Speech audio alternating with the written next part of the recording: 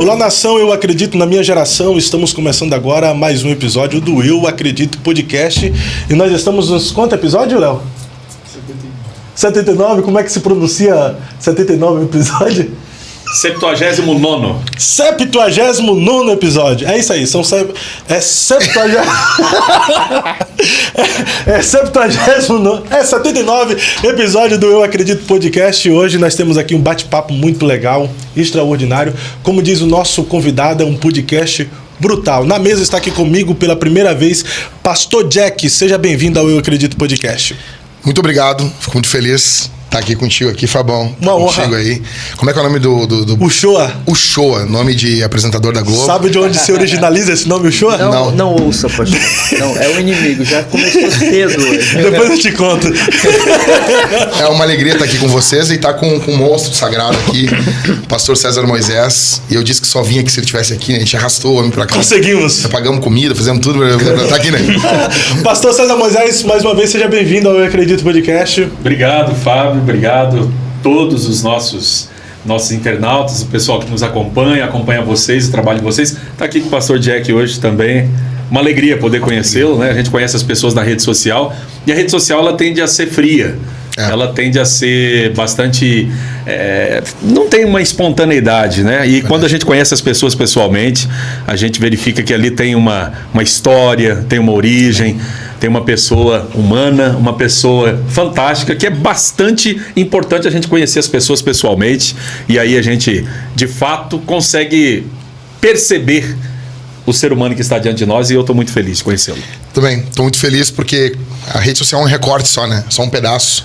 Só o que a gente edita e deixa aí para ali, né? Então, tá junto ali com vocês. Esse tempo tem sido muito abençoador hoje aqui, né?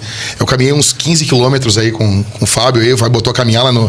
Olhou pra mim, me viu gordo desse jeito e botou a caminhar com ele lá no parque, no botânico lá. Vamos caminhar, gordo. Caminhou bem. Vendo a natureza, essa conexão com a natureza. Esse pessoal de comunidade gosta, né? De igreja de parede preta. Primo. Não é irmão, é primo. Eles têm esse negócio aí, quer abrir mão até de carne, quer se tornar vegano também. Entendi. Não, mas pelo que eu vi ali no restaurante agora, acho que vai ser difícil. Vai ser difícil. Não, mas foi muito bom apresentar Curitiba aqui pro pastor Jack. Gostou, né, pastor? Gostei. Queria dar um abraço no pastor Idecarlos Takayama, a gente não conseguiu, né? Não conseguimos, não. É que tava no programa, daí mandou mensagem depois. Uchoa, mais uma vez, bom tê-lo aqui, tá? Uma alegria estarmos juntos. Vamos pra cima. Posso falar a origem do nome Uchoa? Não. Não, né? Não é. Isso fica para outros episódios. Quando fizer com 100 são... Como é que fala? Centésimo episódio. Centésimo podcast, você solta hoje. Tá gravado, então. Pastor Jack, o senhor tem uma origem assembleiana, não é isso? Hoje todo mundo, né? Elvis, Jonas Brothers, Hilson, a gente tá falando de quem mais que é assembleiano também, de berço. Rapaz, tem a gente tá falando todo mundo, Assembleia de Deus, né? Todo mundo vê a Assembleia de Deus. Eu sempre digo que onde tem Coca-Cola, Bradesco, tem uma Assembleia de Deus. Assembleia de Deus é uma mãe. É, uma mãe. A Assembleia de Deus ganha vidas para Cristo, para todas as igrejas. Da igreja e ganha para as outras também. Exato. Todas as igrejas são evangelizadas hoje, basicamente, pela Assembleia de Deus. A gente fala isso, óbvio que a gente está esticando a coisa, né? Mas a Assembleia de Deus hoje, ela é uma máquina, assim, né? Eu costumo dizer que o evangelismo pentecostal, muitas pessoas que estão evangelizando com uma colherzinha de chá, o evangelista pentecostal, ele vem com uma retroescavadeira, né? Então, enfim... Ele vai pra cima. Vai pra cima. Existiu o Jack antes de conhecer a Jesus? Sim, cara. Eu conheci Jesus em 98, com 15 anos de idade. Eu venho de uma família não cristã, né? Meus pais se separaram quando eu tinha 4 anos de idade e... Uma conversão bem traumática, assim, bem traumática. Com 98, eu entrei dentro de um discipulado, né? Deve conhecer as revistas do discipulado. Claro. Né? Então, eu era um discipulado, porque eu não ia na igreja. Então, me levaram para uma das aulas. O meu pai na fé, o pastor Daniel, estava dando aula, né? E eu entrei lá e ele abriu para perguntas. E eu fiz um monte de perguntas para complicar. Até que, para despedir a aula, ele orava e nós repetíamos a oração. E eu estava debochando na minha mente, de olhos fechados, assim... E parece que um gap da minha vida sumiu, um pedaço da minha vida sumiu. Eu me lembro de eu debochando mentalmente e num dado momento eu me lembro de preocupado o que eu vou explicar em casa agora que eu sou crente. Eu não tenho um momento da minha conversão, parece que sumiu Não sei se vocês estão entendendo assim. Eu tenho um momento, até o momento que eu tô debochando mentalmente na hora da oração. E depois eu tô ainda na hora da oração, de olhos fechados, pensando como que eu ia explicar na minha casa que eu era crente. E, enfim, Jesus me salvou ali numa quinta-feira de abril de 98. Eu não sei qual quinta-feira, eu me lembro que era em abril, né? Em 98. E Jesus me salvou numa noite fria ali. Tava começando tava outono, acho que ali em Porto Alegre. E Jesus me salvou ali, cara. E desde então tenho caminhado com Jesus. Já fez 25 anos. Dia 7 de junho, no meu batismo, né? Eu desci as águas e tô aí com Jesus. Que maravilha. Eu tenho um pouquinho aqui de uma biografia do senhor. Ó, Jack é pastor, discípulo de Jesus, gaúcho e gremista. Gremista, sofredor. Na cidade de Porto Alegre. Olha aí. E gremista, nascido na cidade de Porto Alegre em 1982. Por que gremista tu coloca no seu currículo biográfico? Porque, eu não sei, no Rio Grande do Sul a rivalidade de time é muito grande, né? Então, assim, porque é 2 times só, né? Grêmio e Inter. Então, tu chega na casa da pessoa pra namorar a filha dela, o cara já pergunta, tu é gremista ou é colorado? As pessoas perguntam, assim, não querem saber se tu é batista, presbiteriano. Então, assim, é uma coisa muito importante pra nós lá no Rio Grande do Sul. Mas na época que tu se converteu a Jesus na Assembleia de Deus, essa coisa de futebol, de torcedor, não podia, né? Não podia, mas como eu sempre digo, todo mundo que se converte na Assembleia de Deus e abandona o futebol, quando eles saem da Assembleia de Deus, eles voltam pro mesmo time deles. Ou seja, quer dizer que ficou incubado aquele negócio lá. Nunca aconteceu assim. O cara veio pra Assembleia de Deus, aceita Jesus, e daí quando ele sai da Assembleia de Deus, agora ele virou colorado. Não, por que ele volta pro mesmo time? Ele volta pro mesmo time porque aquela paixão nunca morreu. E volta a torcer com mais intensidade. Com certeza. Então é o 7. Não. Não, mas deixa eu contar uma coisa pra vocês. Graças a Deus eu ter aceitado Jesus na Assembleia de Deus, porque eu cometi a idolatria no futebol. Né? Então, assim, o Grêmio, ele era... Eu me criei dentro do Olímpico, né? No antigo estádio do Grêmio.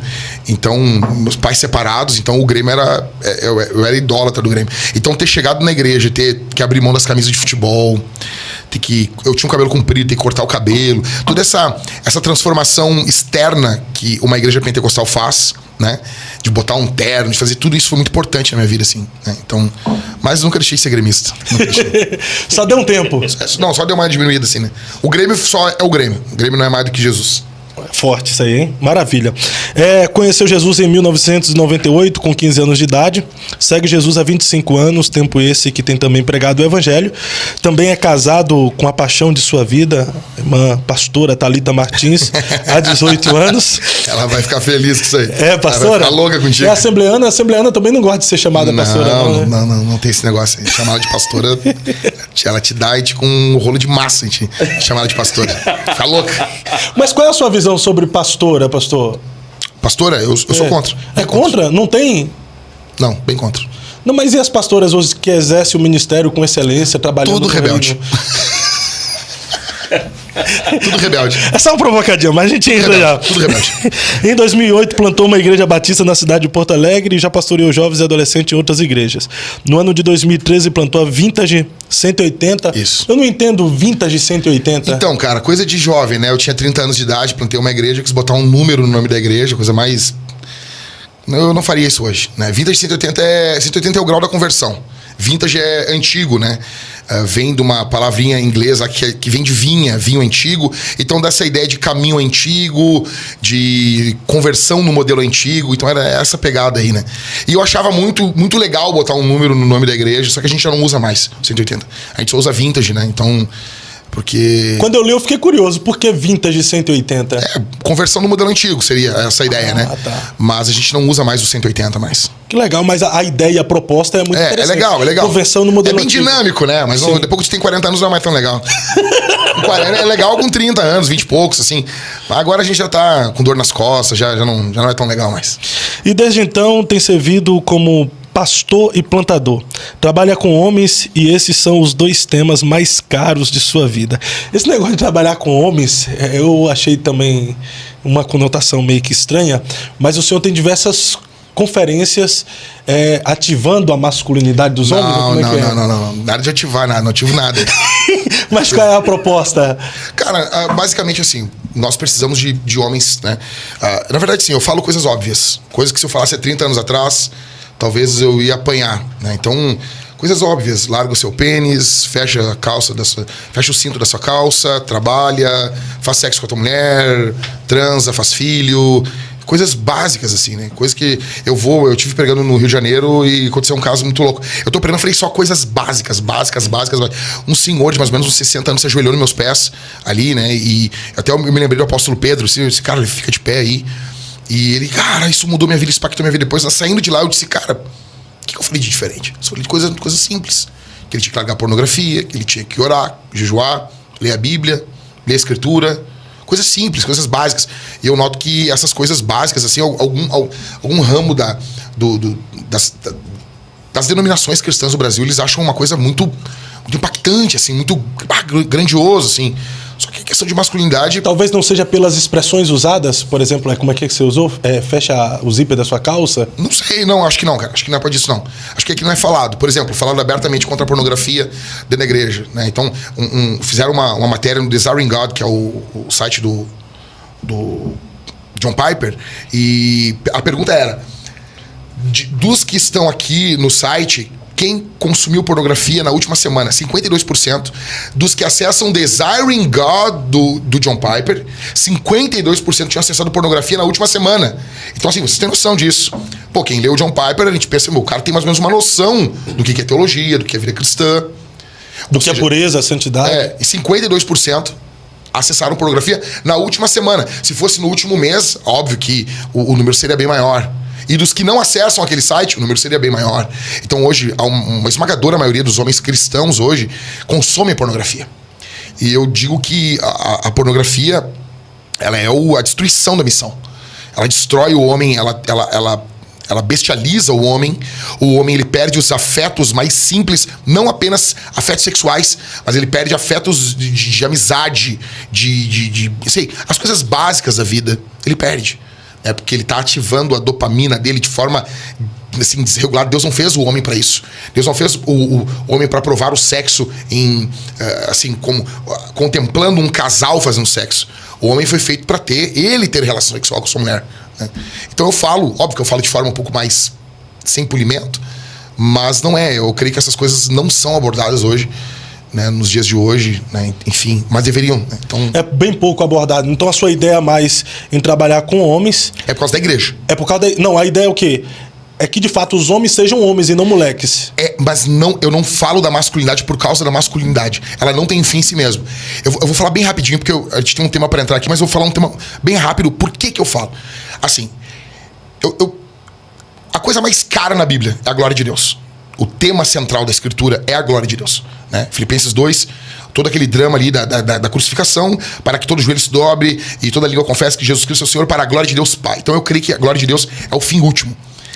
O que é que traz mais glória a Deus na Escritura, na história? É a conversão de pecadores. A Bíblia chama o Evangelho do Evangelho da glória de Deus. Deus é glorificado de diversas formas, mas eu creio que a forma que ele é mais glorificado é através da salvação de pecadores. Ponto. Então, glória de Deus, para mim chegar na glória de Deus, salvação de pecadores. Salvação de pecadores através do Evangelho. Paulo fala para Timóteo que o Evangelho, a igreja, ela é a coluna e baluarte da verdade. Ou seja, coluna, o que sustenta, baluarte, o que defende a verdade, defende o Evangelho. Logo, a igreja é aquilo que porta o Evangelho. Então, se eu amo a glória de Deus, eu amo a salvação de pecadores. Se eu amo a salvação de pecadores, eu amo o Evangelho. Se eu amo o Evangelho, eu amo a igreja, porque ela guarda o Evangelho. E se eu amo a igreja, eu tenho que trabalhar com homens. Jesus, ao fundar a igreja, ele fundou com 12 homens. Então, eu acredito que o homem, ele tem um propósito fundamental. E aqui não é ser chauvinista, não é ser masculinista, machista, é ser bíblico. Eu vou dar um exemplo. Na nossa igreja, as pessoas pensam, vocês são um bando de troglodita. Lá as mulheres são livres, riem alto, brincam, as reuniões delas são alegres, há um ambiente extremamente feminino, porque nós estamos treinando os homens. Então, eu acredito que as mulheres, para se soltar, elas precisam de segurança. O feminino, ele desabrocha na segurança. E o que traz segurança é o masculino. Então, assim, eu acredito que os homens, cuidando da igreja, sendo bons homens, eu digo, cuidando a igreja deles mesmos, né? Porque às vezes tu quer cuidar só de gente de fora e tu não cuida de ti. Então, vamos lá. Tu pega os grandes hinos da harpa, né? Acho que é o 212. Tipo, tu pega o 212, como que os caras recebiam os obreiros, às vezes em Madureira. A igreja fechada, quando os caras abriam ali as portas cantando 212 da harpa. Os homens entravam ali, cara, os assembleanos entravam ali pra matar ou morrer, meu. Pra sair evangelizando, pra pregar o evangelho, invadir as selvas do Brasil, locais que não eram... que as pessoas não entravam. E eram homens, cara. A mulher tem um papel fundamental na história da igreja, né? Fundamental.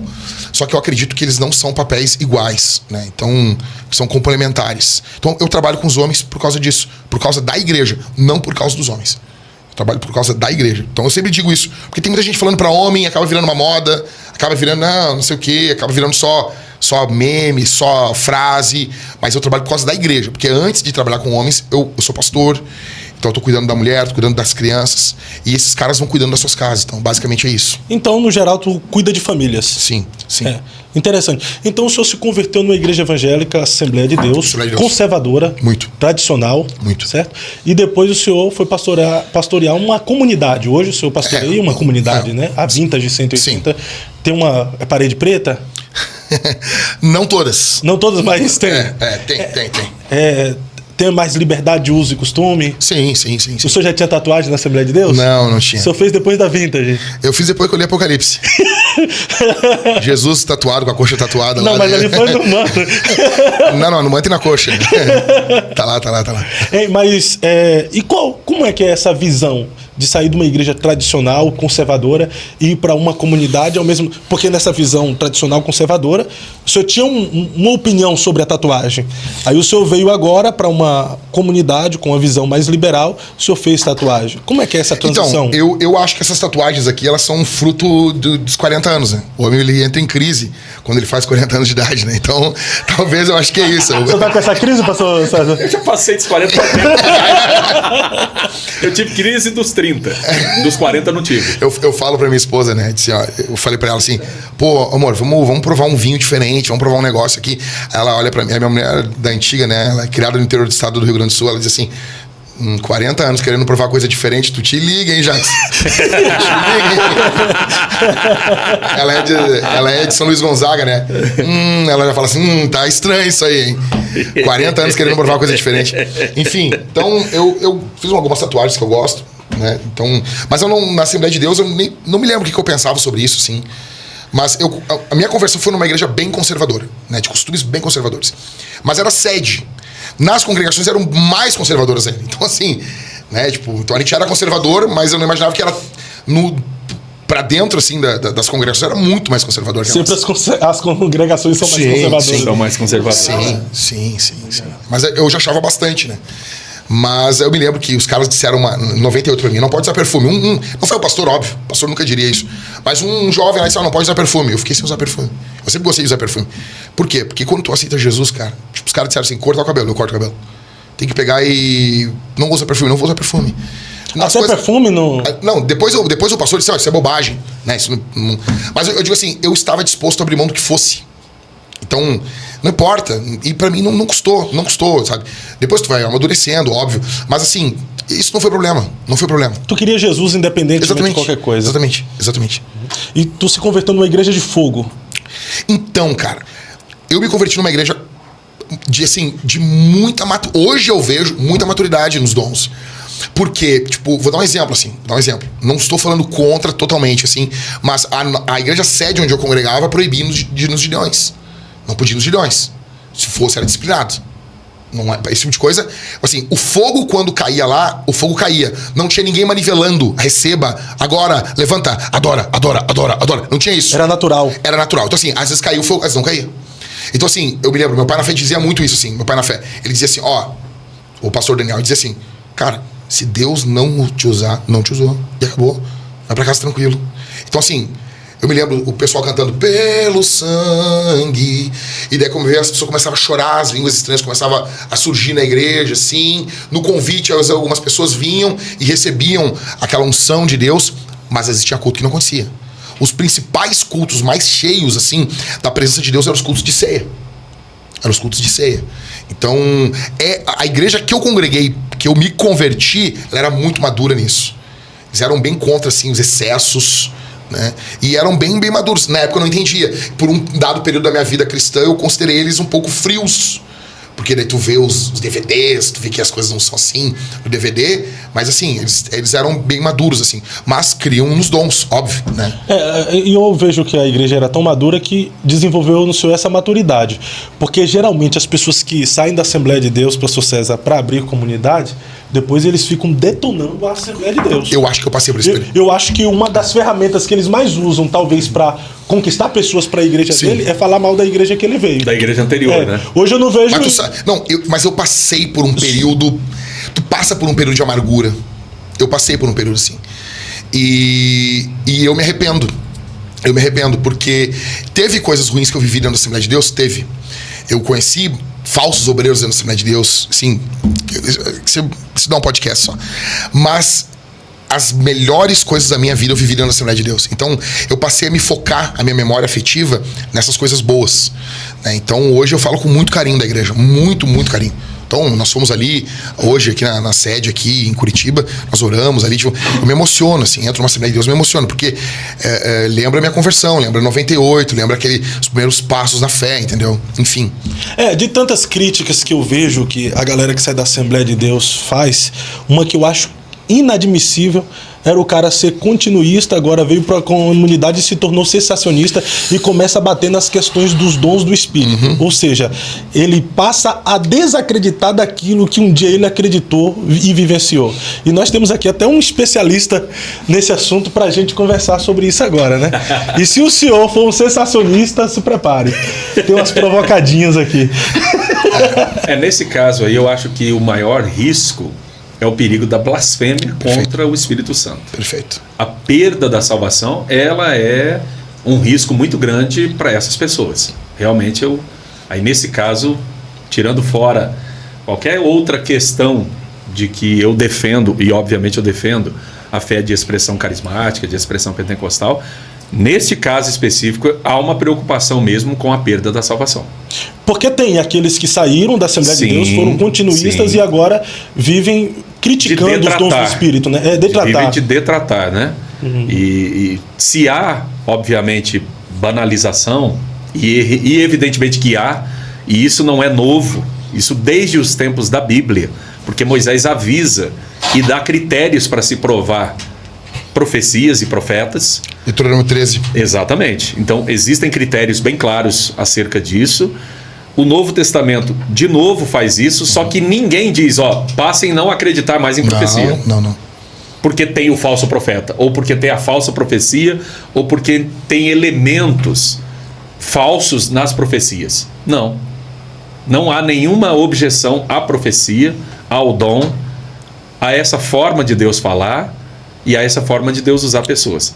É para se cuidar com a falsa profecia, o falso profeta e o falar falsamente em nome de Deus. Mas não há nenhum dano ao dom em si, ao vaso que vai ser utilizado e nem, obviamente, à profecia como um todo. Porque a Bíblia é produto de inspiração do Espírito Santo de Deus. O Espírito Santo de Deus inspirou quem? Pessoas para escrever. E pessoas tiveram que colocar na língua humana os mistérios divinos. Então, se você desacredita disso, se você duvida disso, obviamente que quando nós falamos de inspiração canônica, por sermos crentes, nós fazemos uma distinção entre inspiração canônica e inspiração para outras questões. A gente faz essa distinção, né? Obviamente. A própria Bíblia faz essa distinção. A Bíblia quando faz essa distinção. Deus fala com Moisés ali, com Moisés eu falo com outros profetas por sonho, por visão, Sim. Mas com Moisés eu falo face a face. Face a face. Já tem distinção ali. Tem distinção. E é interessante essa coisa do face a face, que Deus não mostrou a sua face para Moisés quando ele pediu. Exato. Porque não está falando de pessoalidade, ali está falando de intimidade. Entendeu? Está falando de intimidade. E tem essa distinção mesmo. Obviamente que tem essa distinção. E tem essa distinção por quê? Porque Miriam é profetisa e tem outros profetas no meio do arraial. Inclusive os 70 que foram designados posteriormente para auxiliar Moisés, que receberam o empoderamento, o revestimento de poder para poder fazer isso ali, conforme a gente vê em Números 11. O senhor falou aí sobre a questão do não acreditar e chegar ao ponto de afetar na questão da salvação. De blasfemar. Da blasfêmia afetar na salvação. Sim. Okay. Mas só o fato da pessoa não ter esse contato. Por exemplo, ela crê em Jesus, tem uma fé genuína, mas quando se trata da questão dos dons, ela não teve nenhuma experiência, mais do que isso ela não acredita. Só o fato dela não acreditar pode afetar também nessa questão da salvação? Como é que fica esse ponto? Porque a blasfêmia em si, da pessoa não acreditar e chegar na blasfêmia, ok. E se ela não chegar no nível da blasfêmia, ela só não acreditar nessas manifestações, como é que lida a salvação em relação a isso? A salvação, nesse caso, não fica prejudicada. Mas a vida espiritual dessa pessoa, sim. Porque ela vai deixar de desfrutar de tudo que a fé cristã pode oferecer. Mas ela, não, por não crer nesse aspecto que é substancial, que é relevante, ela vai deixar de desfrutar. Quando a Bíblia fala do desenvolvimento da salvação, a manifestação dos dons ajuda nesse processo de desenvolvimento, do caminhamento, da santificação, do crescimento espiritual? Bem, aí é que está. Aí nós entraríamos no campo de fruto e dons, né? Nós teríamos que fazer essa distinção. Eu acredito o seguinte, que o fruto e o dom, eles não são contrapostos, mas são complementares. Entendeu? São complementares. Quando se cria essa contraposição, ela já é falsa. Você prefere o fruto é mais importante que o dom. Sim, querido, eu sei disso. Sempre tentando desprezar, mas né? o dom é de quem? É do Espírito. E o fruto é de quem também? Também é do Espírito. Então a origem é a mesma. A origem de ambos não tem é a como mesma. valorizar um e desprezar o outro. Não, porque você não precisa disso. Exato. É duas asas do mesmo avião. Exatamente. Ou seja, qual asa é necessária para o pássaro? A direita ou a esquerda? Entendeu ou não? E você sabe que eu criei pássaro. E quando você criava pássaro, eu hoje seria, né, enfim, jamais eu deixaria um pássaro em cativeiro hoje. Mas quando se cortava a asa de um pássaro, cortava as penas dela para ele não voar. Antigamente, não era hoje. Década de 80, vocês nem existiam. Então, assim. Não, eu criava papa-capim. Papa-capim, rapaz, é coleirinho do brejo. Aqui chama-se coleirinho do brejo. Entendeu? Então. Boas memórias. Rapaz. Então, veja só. Você não podia cortar as duas asas dele, porque ele ainda voa, porque está equilibrado. Era só uma. Só uma. Dá um Então, desequilíbrio. tomando essa analogia, você pode... não é que você pode. Você, como cristão, como servo de Deus, você tem que ter fruto do Espírito como em decorrência da tua própria conversão. Agora, o dom... Para que serve o dom? O dom é para servir o corpo de Cristo. Ele tem uma função dentro do corpo de Cristo. Certo? O que acontece? Seria como se você ter um órgão e esse órgão funcionar perfeitamente. Entendeu ou não? Entendi. Não adianta só você ter o órgão e ele não funcionar. É que tem uma discriminação com o dom. Eu fico muito indignado porque assim, porque tem um falso. Beleza. Existem falsos ensinos, falsos mestres, e a gente não abre mão do ensino verdadeiro.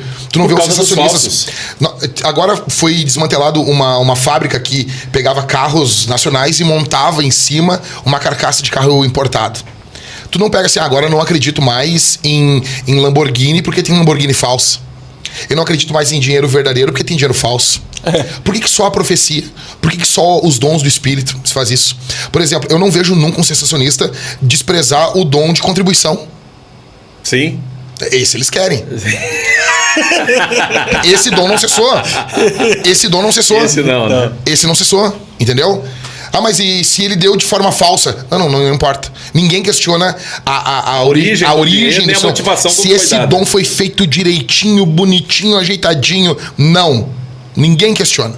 Agora, a profecia, sendo que a Bíblia fala para não... Se a Bíblia fala para não desprezar, é porque nós vamos ser tentados a desprezar. Eu acho interessante essa questão deles ressaltar o falso, mas se eles ressaltam o falso é porque existe o verdadeiro, porque para existir o falso tem que ter existido o verdadeiro. Não, e outra coisa, evidentemente, não tem como ter o falso se não tiver um verdadeiro para fazer o contraste. A cópia só vem depois de uma origem, né? Depois de uma origem, exatamente. A imitação só vem depois de uma fonte original, né? Isso. Mas o que eu acho interessante disso também, que eu acho que é muito importante a gente pensar, tome os estragos de um falso profeta dentro do cristianismo do ponto de vista histórico. Tome os estragos. E tome os estragos de um falso ensinador dentro do cristianismo de um ponto de vista histórico? Qual que faz mais estrago? Falso ensinador. O falso profeta, ele vira chacota com pouco tempo. Exatamente. Verdade. Ele vira piada, vira meme. Exatamente. Mas o falso ensinador não. Não, o negócio vai. Então, dos dons espirituais, não é o da profecia que é mais perigoso. É o de ensino. E Tiago diz, você tome cuidado. Porque Mais você vai duro receberá juízo. o juízo mais Mais duro. rigoroso. Não, É o falso profeta é imediato o estrago. O estrago do falso Sim. profeta é um estrago imediato. O estrago do falso ensino, ele pode... Durar gerações e se E é perpetuar mais e continuar. perceptível Porque o falso do mestre, falso ele- profeta do que o do falso mestre. do O falso falso mestre. mestre perdura por décadas, gerações. Exato. Não, gera séculos. O sensacionismo porque é o o falso- falso ensino. Sim. É porque Ele o falso tá aí, profeta ele vivo. não desenvolve discípulos. O falso profeta não tem discípulo. Agora o falso mestre tem, né? O falso profeta às vezes tem, mas é pouco discípulo. É o que eu falo. Se você considerar em relação historicamente e numericamente, é muito pequenininho Comparado, né? comparado ao estrago do falso ensino. O que a gente Mas tu disse aqui combate, que o né? sensacionismo William que é o ensino sensacionista é falso? Tu Sim, falou? sim. Assim, Ele não tem amparo na escritura. não tem amparo na escritura, não tem amparo histórico, não tem amparo teológico. Então os mestres sensacionistas são falsos. Não, nesse ensino sim. Quando eles ensinam isso, sim. Então, assim, eu não quero também ser uma pessoa, não é por medo, não é por nada, mas eu não quero ser uma pessoa, por exemplo, assim, eu não quero ser agressivo ao ponto de negar os dons que eles negam, porque eles possuem dons. Eles mesmos possuem. Eles possuem dons. Os próprios sensacionistas. Eles possuem dons e nos abençoam. Dons ministeriais. Não, Dons ministeriais, e outros dons. Eu vou dar um exemplo. O Marcondes, que a gente estava conversando sobre o Marcondes, Sim. ele fala assim: tu chega numa igreja sensacionista, uma irmã diz assim: ah, irmão, eu tive uma impressão, eu tava orando por ti, cuida tal coisa. Era uma profecia. Era o dom de profecia. O Espírito continuou falando, só que ela não reconhece.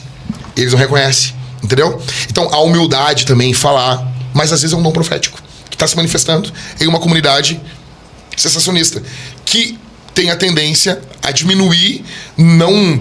Porque Paulo fala para Timóteo que ele tem que exercitar o dom. Então, os dons, eles podem ser apagados. O próprio Paulo diz, não apagueis o Espírito. Eu postei... 1 Tessalonicenses Exato. Eu postei esse texto, não apagueis o Espírito. Um cara me perguntou, o que isso quer dizer? Eu disse, cara, o cara tem que ser um animal para não entender isso aqui. Eu aceitei Jesus. Eu aceitei Jesus, eu entendi. Cara, não apagueis o Espírito. Paulo tá ligando a uma chama, a um fogo. E quer dizer que o Espírito, você diz, para não apagar, é porque pode ser apagado. É muito simples. Pode ser apagado da sua vida, pode ser apagado da igreja. Daquela comunidade. É para uma igreja que Paulo tá falando. Não da realidade, porque o Espírito é Deus. Exato. Mas assim, aquela comunidade tu pode apagar a experiência. Então, assim, Paulo diz para Timóteo assim, olha, exercita o dom que é em ti. O Gruden fala muito na sistemática dele sobre isso, sobre a questão do dom. Às vezes é o mesmo dom em níveis diferentes. Né? Tu vai ter o mesmo dom operando em níveis diferentes. A gente entende isso no ensino. Por exemplo, eu vou ensinar algo, né? Aí o pastor César Moisés vem e arrebenta. É o mesmo dom em níveis diferentes. A questão da cura, a mesma coisa. A questão da profecia, a mesma coisa. A pessoa às vezes pode se passar falando alguma coisa pra ti, né? Ah, uma falsa profecia. Não, cara, não. Tenha paciência, porque tu tem paciência em qualquer outro dom. Tu consegue ter paciência. Por que no dom de profecia tu quer algo canônico saindo da boca da Dona Maria, que lava a roupa de tarde ali pra ti, cara?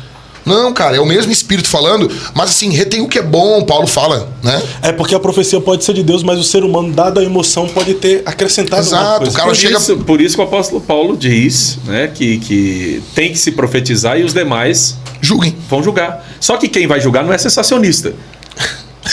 Se não É acredita, uma igreja carismática. Não tem... Ou seja, na igreja de Corinto, é a igreja carismática. Então são os carismáticos que vão avaliar. Exato. Ele não vai chamar um sensacionista Essa para avaliar. questão de julgar, tem que ser uma pessoa que esteja no mesmo nível espiritual ali? Essa ideia de Paulo tá na mesma sintonia do que está acontecendo? Porque se alguém que não está ligado na mesma sintonia, como é que ele pode julgar algo que ele não está vivendo?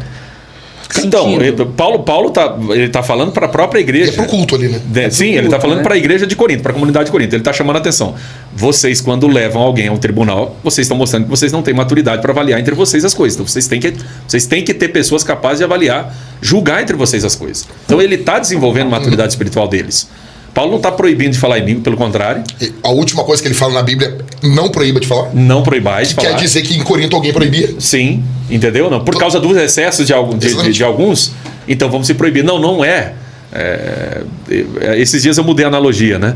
Eu gostava de usar uma analogia que você não pode jogar o bebê junto com a água da banheira. Não, agora eu já digo diferente. Fala. Você não joga o bebê fora porque ele fez cocô, cara. Exatamente. você joga o cocô fora e fica com o bebê, né?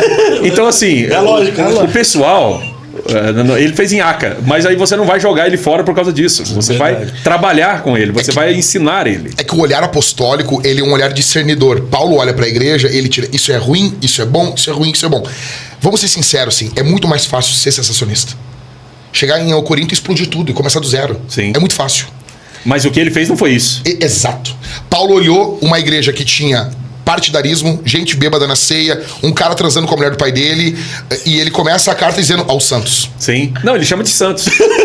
Como é que ele chama de santo? Porque a santidade, né, ela, nesse ponto da santidade, como posição que Deus nos colocou, não depende de nós. Posição relacional. Depende de Deus. Exato. Verdade, show. Entendeu? Entendi. Vamos só organizar aqui. Primeiro, precisa ser entendido o que não foi falado aqui, o que é blasfêmia contra o Espírito Boa. Santo. A gente começou a falar sobre blasfêmia, mas não foi. Geralmente as pessoas, quando falam blasfêmia, eles dizem que a blasfêmia contra o Espírito Santo é atribuir ao diabo uma obra que é do Espírito Santo. Mas não é só isso. Na visão de vocês, o que seria de fato a blasfêmia contra o Espírito Santo que não há perdão? Bem, Jesus Cristo usa a expressão nesse contexto que você acabou de colocar. Exato. Da atribuição das suas obras ao poder do diabo. Né? E ele falou com quem? Com pessoas esclarecidas. E é bom pontuar aqui que esses homens para os quais Jesus disse isso, eram homens que, se nós fôssemos olhar, a teologia deles, de acordo com a visão da época, era ortodoxa, correta, Totalmente. conservadora, não era liberal, não. Só que mesmo assim, Liberal dos saduceus, né? mesmo assim, por causa dessa posição correta demais, mas que não aventava a espiritualidade, não aventava a possibilidade da intervenção sobrenatural na realidade, eles atribuíram aquilo que Jesus Cristo fazia ao diabo. Então Jesus Cristo avisou: cuidado, porque quem pecar contra o Espírito Santo não será perdoado nem nessa geração, nem na vindoura, nem nessa era, nem na era vindoura. É uma obra de Deus. Entendeu? Que consciente, o cara tá consciente que é de Eles sabiam Deus. que era de Deus. Ele espanca a própria consciência para atribuir poder. aquilo ao diabo. Por Eles quê? eram cientes. Ele sabe que é uma obra do Eram. Espírito Santo, mas diz que é do diabo. Exatamente. Mas por que eles faziam Mas se for de forma inconsciente, então não pode ser chamado de blasfêmia contra o Espírito isso? Santo. Não, porque vai haver arrependimento. No caso deles, não houve. E você sabe por que não houve arrependimento? Vocês já leram lá, né, a parábola dos 2 filhos perdidos em Lucas 15. Tá. O pessoal chama de filho pródigo. Mas ali tem 2 filhos perdidos. Então aquela epígrafe está errada. Um perdido que fica dentro de casa e o outro E que o sai outro de perdido casa. que sai de casa. Exato. Os 2 perdidos. Você viu como termina aquela parábola? Ela não termina, fica aberta. Ela fica aberta. Por que ela fica aberta? Eles tinham que decidir. Porque eles não convertem. Os fariseus não convertem. O filho não entra. O filho não entra para a festa, então termina daquele jeito. O pai está insistindo para ele entrar e ele não entra. Forte. Ele tá triste. Então, a história termina daquele jeito, porque é desse jeito que termina a E história. Jesus está falando exatamente deles ali, né? Sim, exatamente Porque deles. O começo da parábola mostra. começa E a aí, parábola não é os sobre. pecadores e os... A parábola não é sobre ovelha, não é sobre Drácula, não é sobre filho. A parábola é sobre Deus. Isso. Exato. A parábola é sobre Deus. E ali não são 3 parábolas, são uma parábola com 3 momentos. 3 momentos. Como se fossem 3 tópicos Isso, ali pra exatamente. apresentar a mesma história. Entendeu? A mesma ideia. E a ideia ali é apresentar Deus. Eles achavam que Deus não deveria ter relacionamento com pecadores. E Jesus, ele comia com pecadores. E quando Jesus come com pecadores, naquela cultura é uma coisa muito séria. Aliança. Porque significa aliança, significa concordar. A aliança comungar. que usa bastante essa expressão são...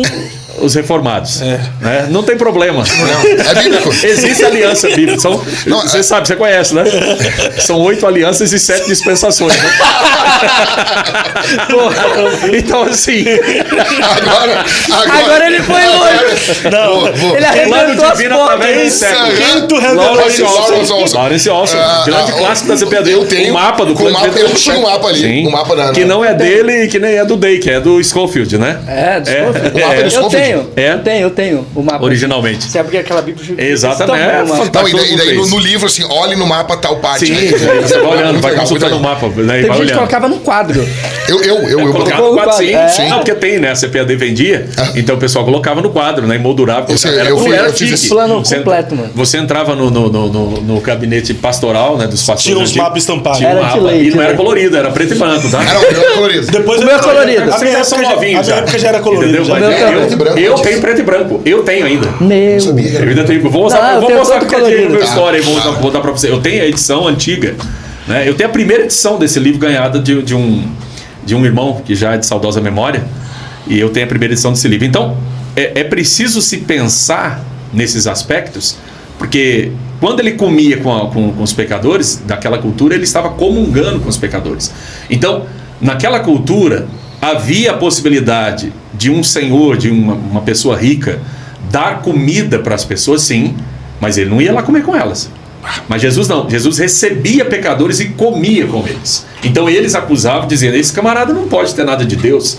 Se ele fosse de Deus, ele não comia com pecadores e publicanos, que era o pecador elevado à quinta potência, né? Que era o judeu que trabalhava com o Império Romano e cobrava impostos Traidor, para judeu. Traidor, visto como traidor da pátria. Essa foi boa, pecador elevado à quinta potência. É assim, porque eles falam, Eu gostei. Jesus Cristo comia com pecadores e publicanos. Ele separa o publicano dos verdade. pecadores. É um tipo de pecador, é vintage. É verdade.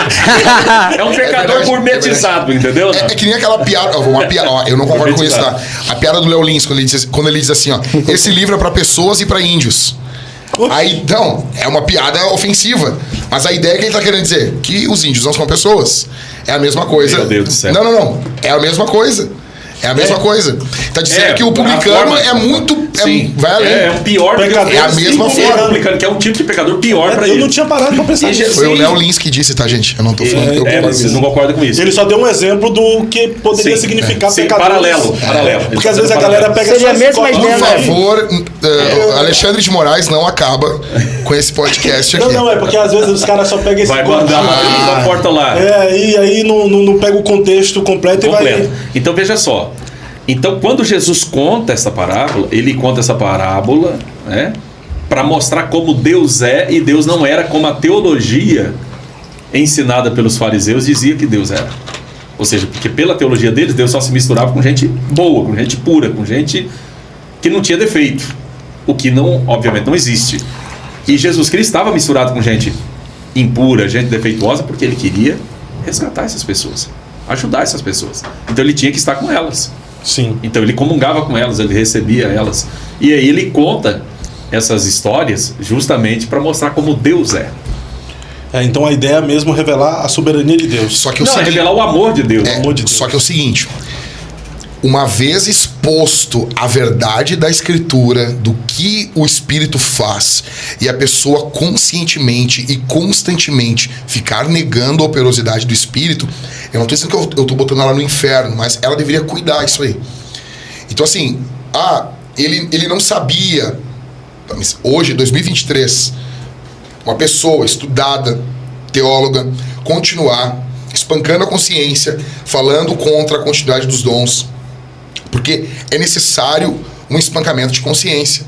É necessário que essa pessoa constantemente fique reafirmando os mesmos argumentos tolos, antibíblicos, carnais. Por exemplo, vou dar um exemplo assim, tem uma frase do John Owen que é fenomenal, mas eu sou protestante, cara. Eu não sou... O John Owen não tem uma cátedra que não erra. Então assim, tu vai falar do John Owen? Cara, por favor, né? Óbvio. Então, assim, é um monstro, eu tenho um livro dele no meu carro, eu leio ele, mas tem aquela frase assim: se os sinais concordarem com a Bíblia, eles são desnecessários. E se eles discordarem da Bíblia, eles são falsos. Cara, isso é uma lógica carnal.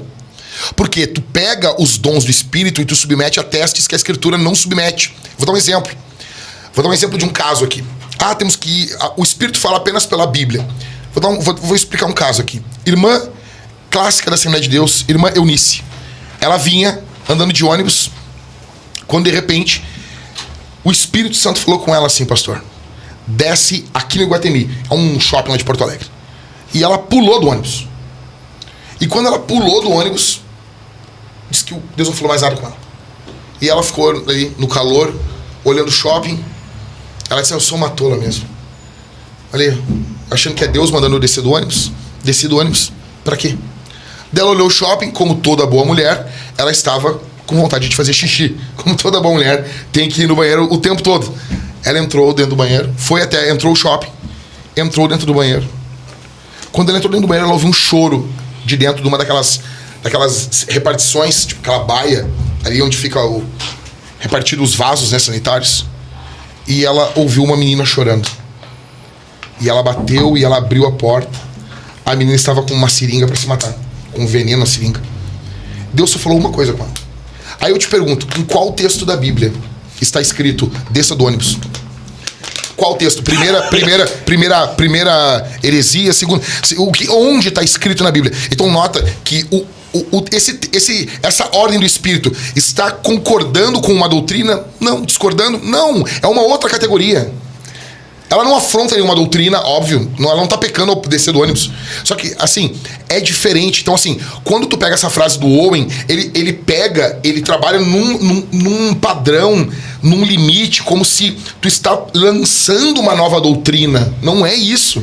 Ninguém tá falando disso. Na verdade, o que ele tá falando é que tá lançando uma nova exatamente. doutrina. Ele tá criando uma categoria doutrinária, lamentavelmente, que parecendo ser prudência e parecendo ser bíblica, ele está lançando o ceticismo, ele está lançando a incredulidade como posição, né? Como posição de fé e ortodoxa. Quer dizer, é um absurdo isso aí, na verdade.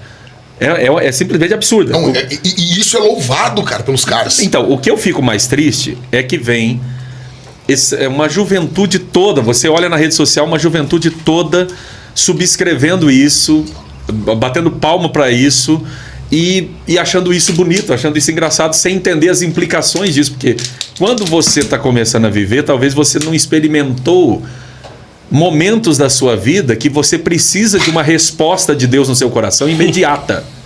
Você precisa loucamente disso em situações de liderança. Você exerce liderança, você sabe disso. Eu não sou líder de igreja, mas quem é líder de igreja sabe que precisa tomar decisões, precisa fazer coisas e precisa de uma orientação divina. Na hora, que não está no texto bíblico. Exato. Literalmente, às vezes o céu fica de bronze, você vai orar, você vai pôr a cara no pó e Deus fala com você. E a coisa mais maravilhosa que existe é quando vem uma irmã dessa para te trazer uma mensagem.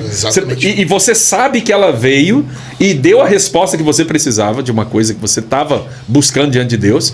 É a melhor coisa do mundo. E você sabe que é de Deus. Que é de Deus, que é só você porque e Deus que sabia. o Espírito testifica também. Também. Ou seja, aí alguém diz, mas tem como provar isso, gente? Se a gente só for acreditar no que a gente prova, a gente começa a desacreditar. A gente vai desacreditar na encarnação de Jesus, porque não tem como a ciência provar. Vai desacreditar na ressurreição, porque também não tem como a ciência provar. Tá tudo fundamentado em base testemunhal.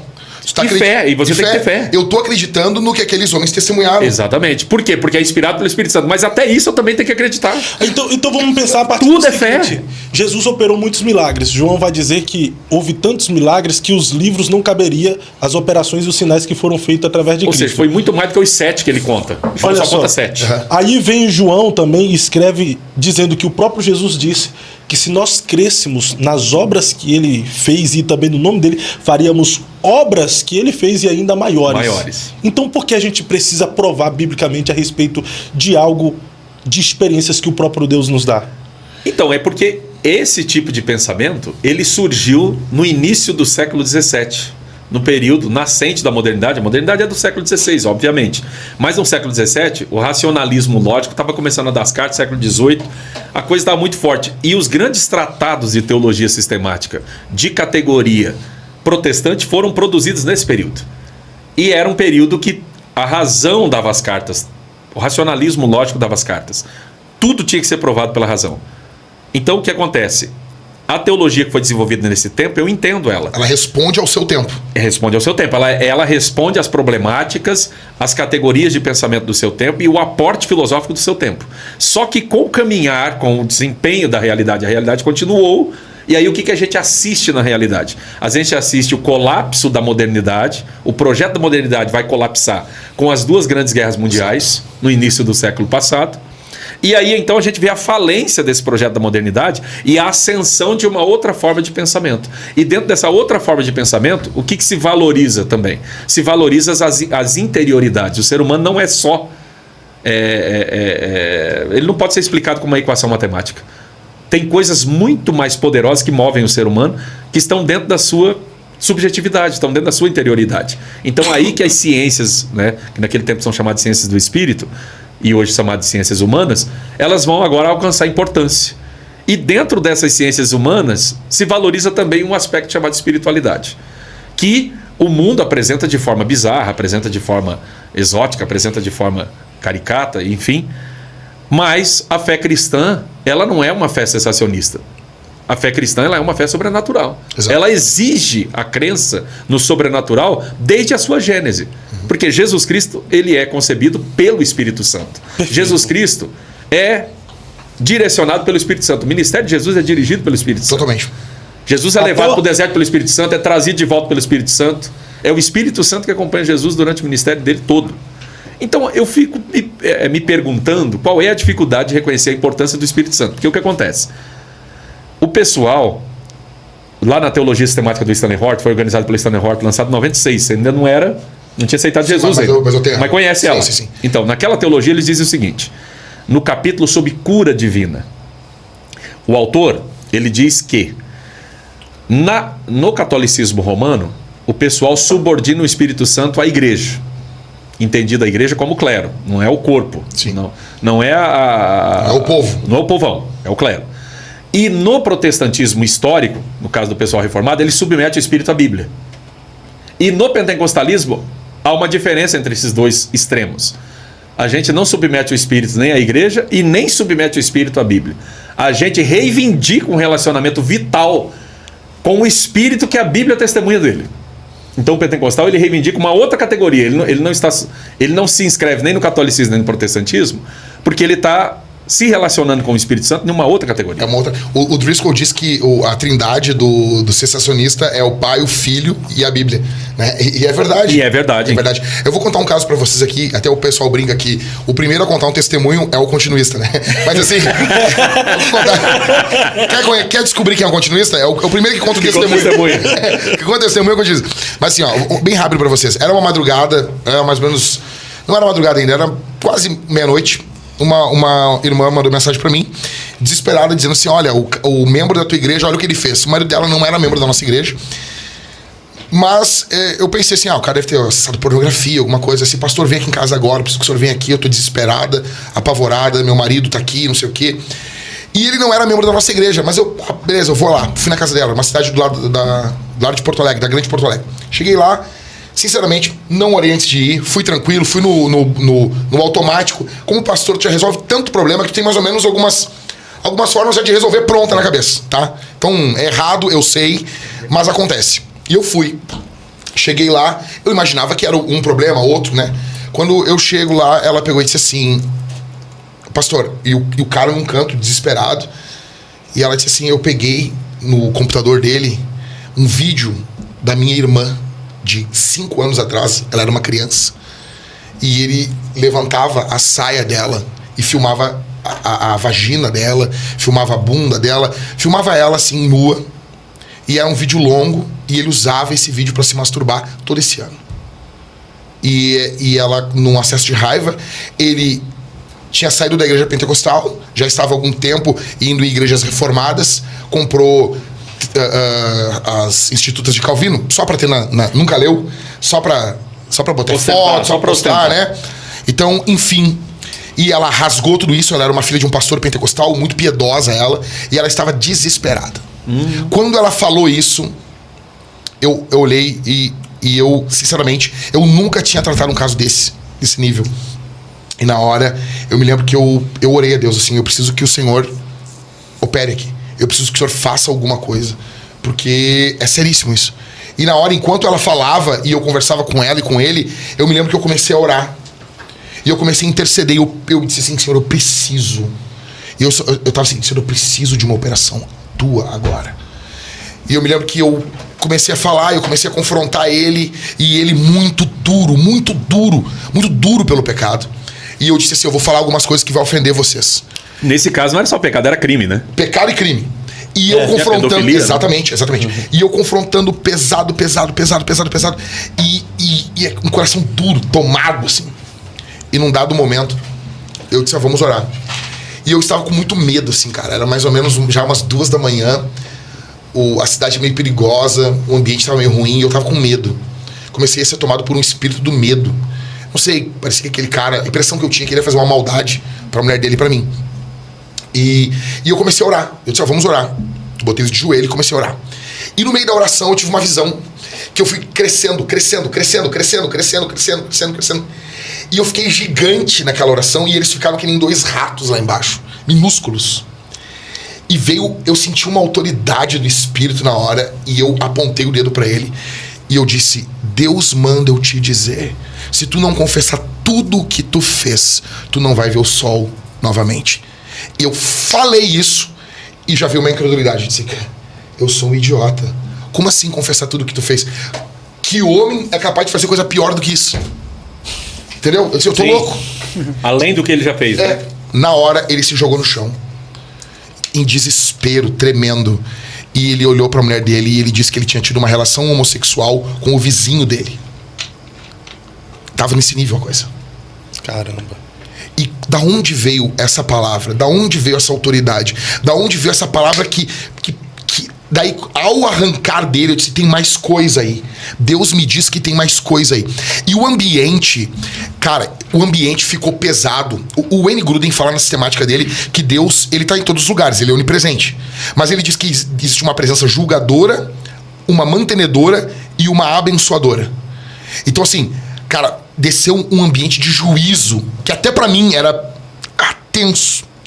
E eu me lembro assim, daquele cara confessando isso. Eu me lembro, a mulher dele havia excluído o vídeo, não tinha como provar pra polícia.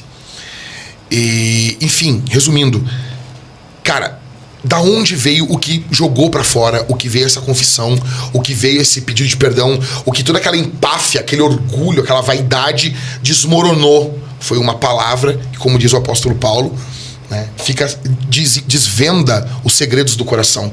Da onde veio isso? Da onde a minha posição com ele era totalmente servil naquele momento, eu falando de forma educada, toda, né? Mas isso, o poder do Espírito. Então assim, o que o pastor César falou, são jovens que eles não sabem o que é estar num aconselhamento desse, eles não sabem o que é chegar numa casa e ter marca de sangue na parede, eles não sabem o que é isso.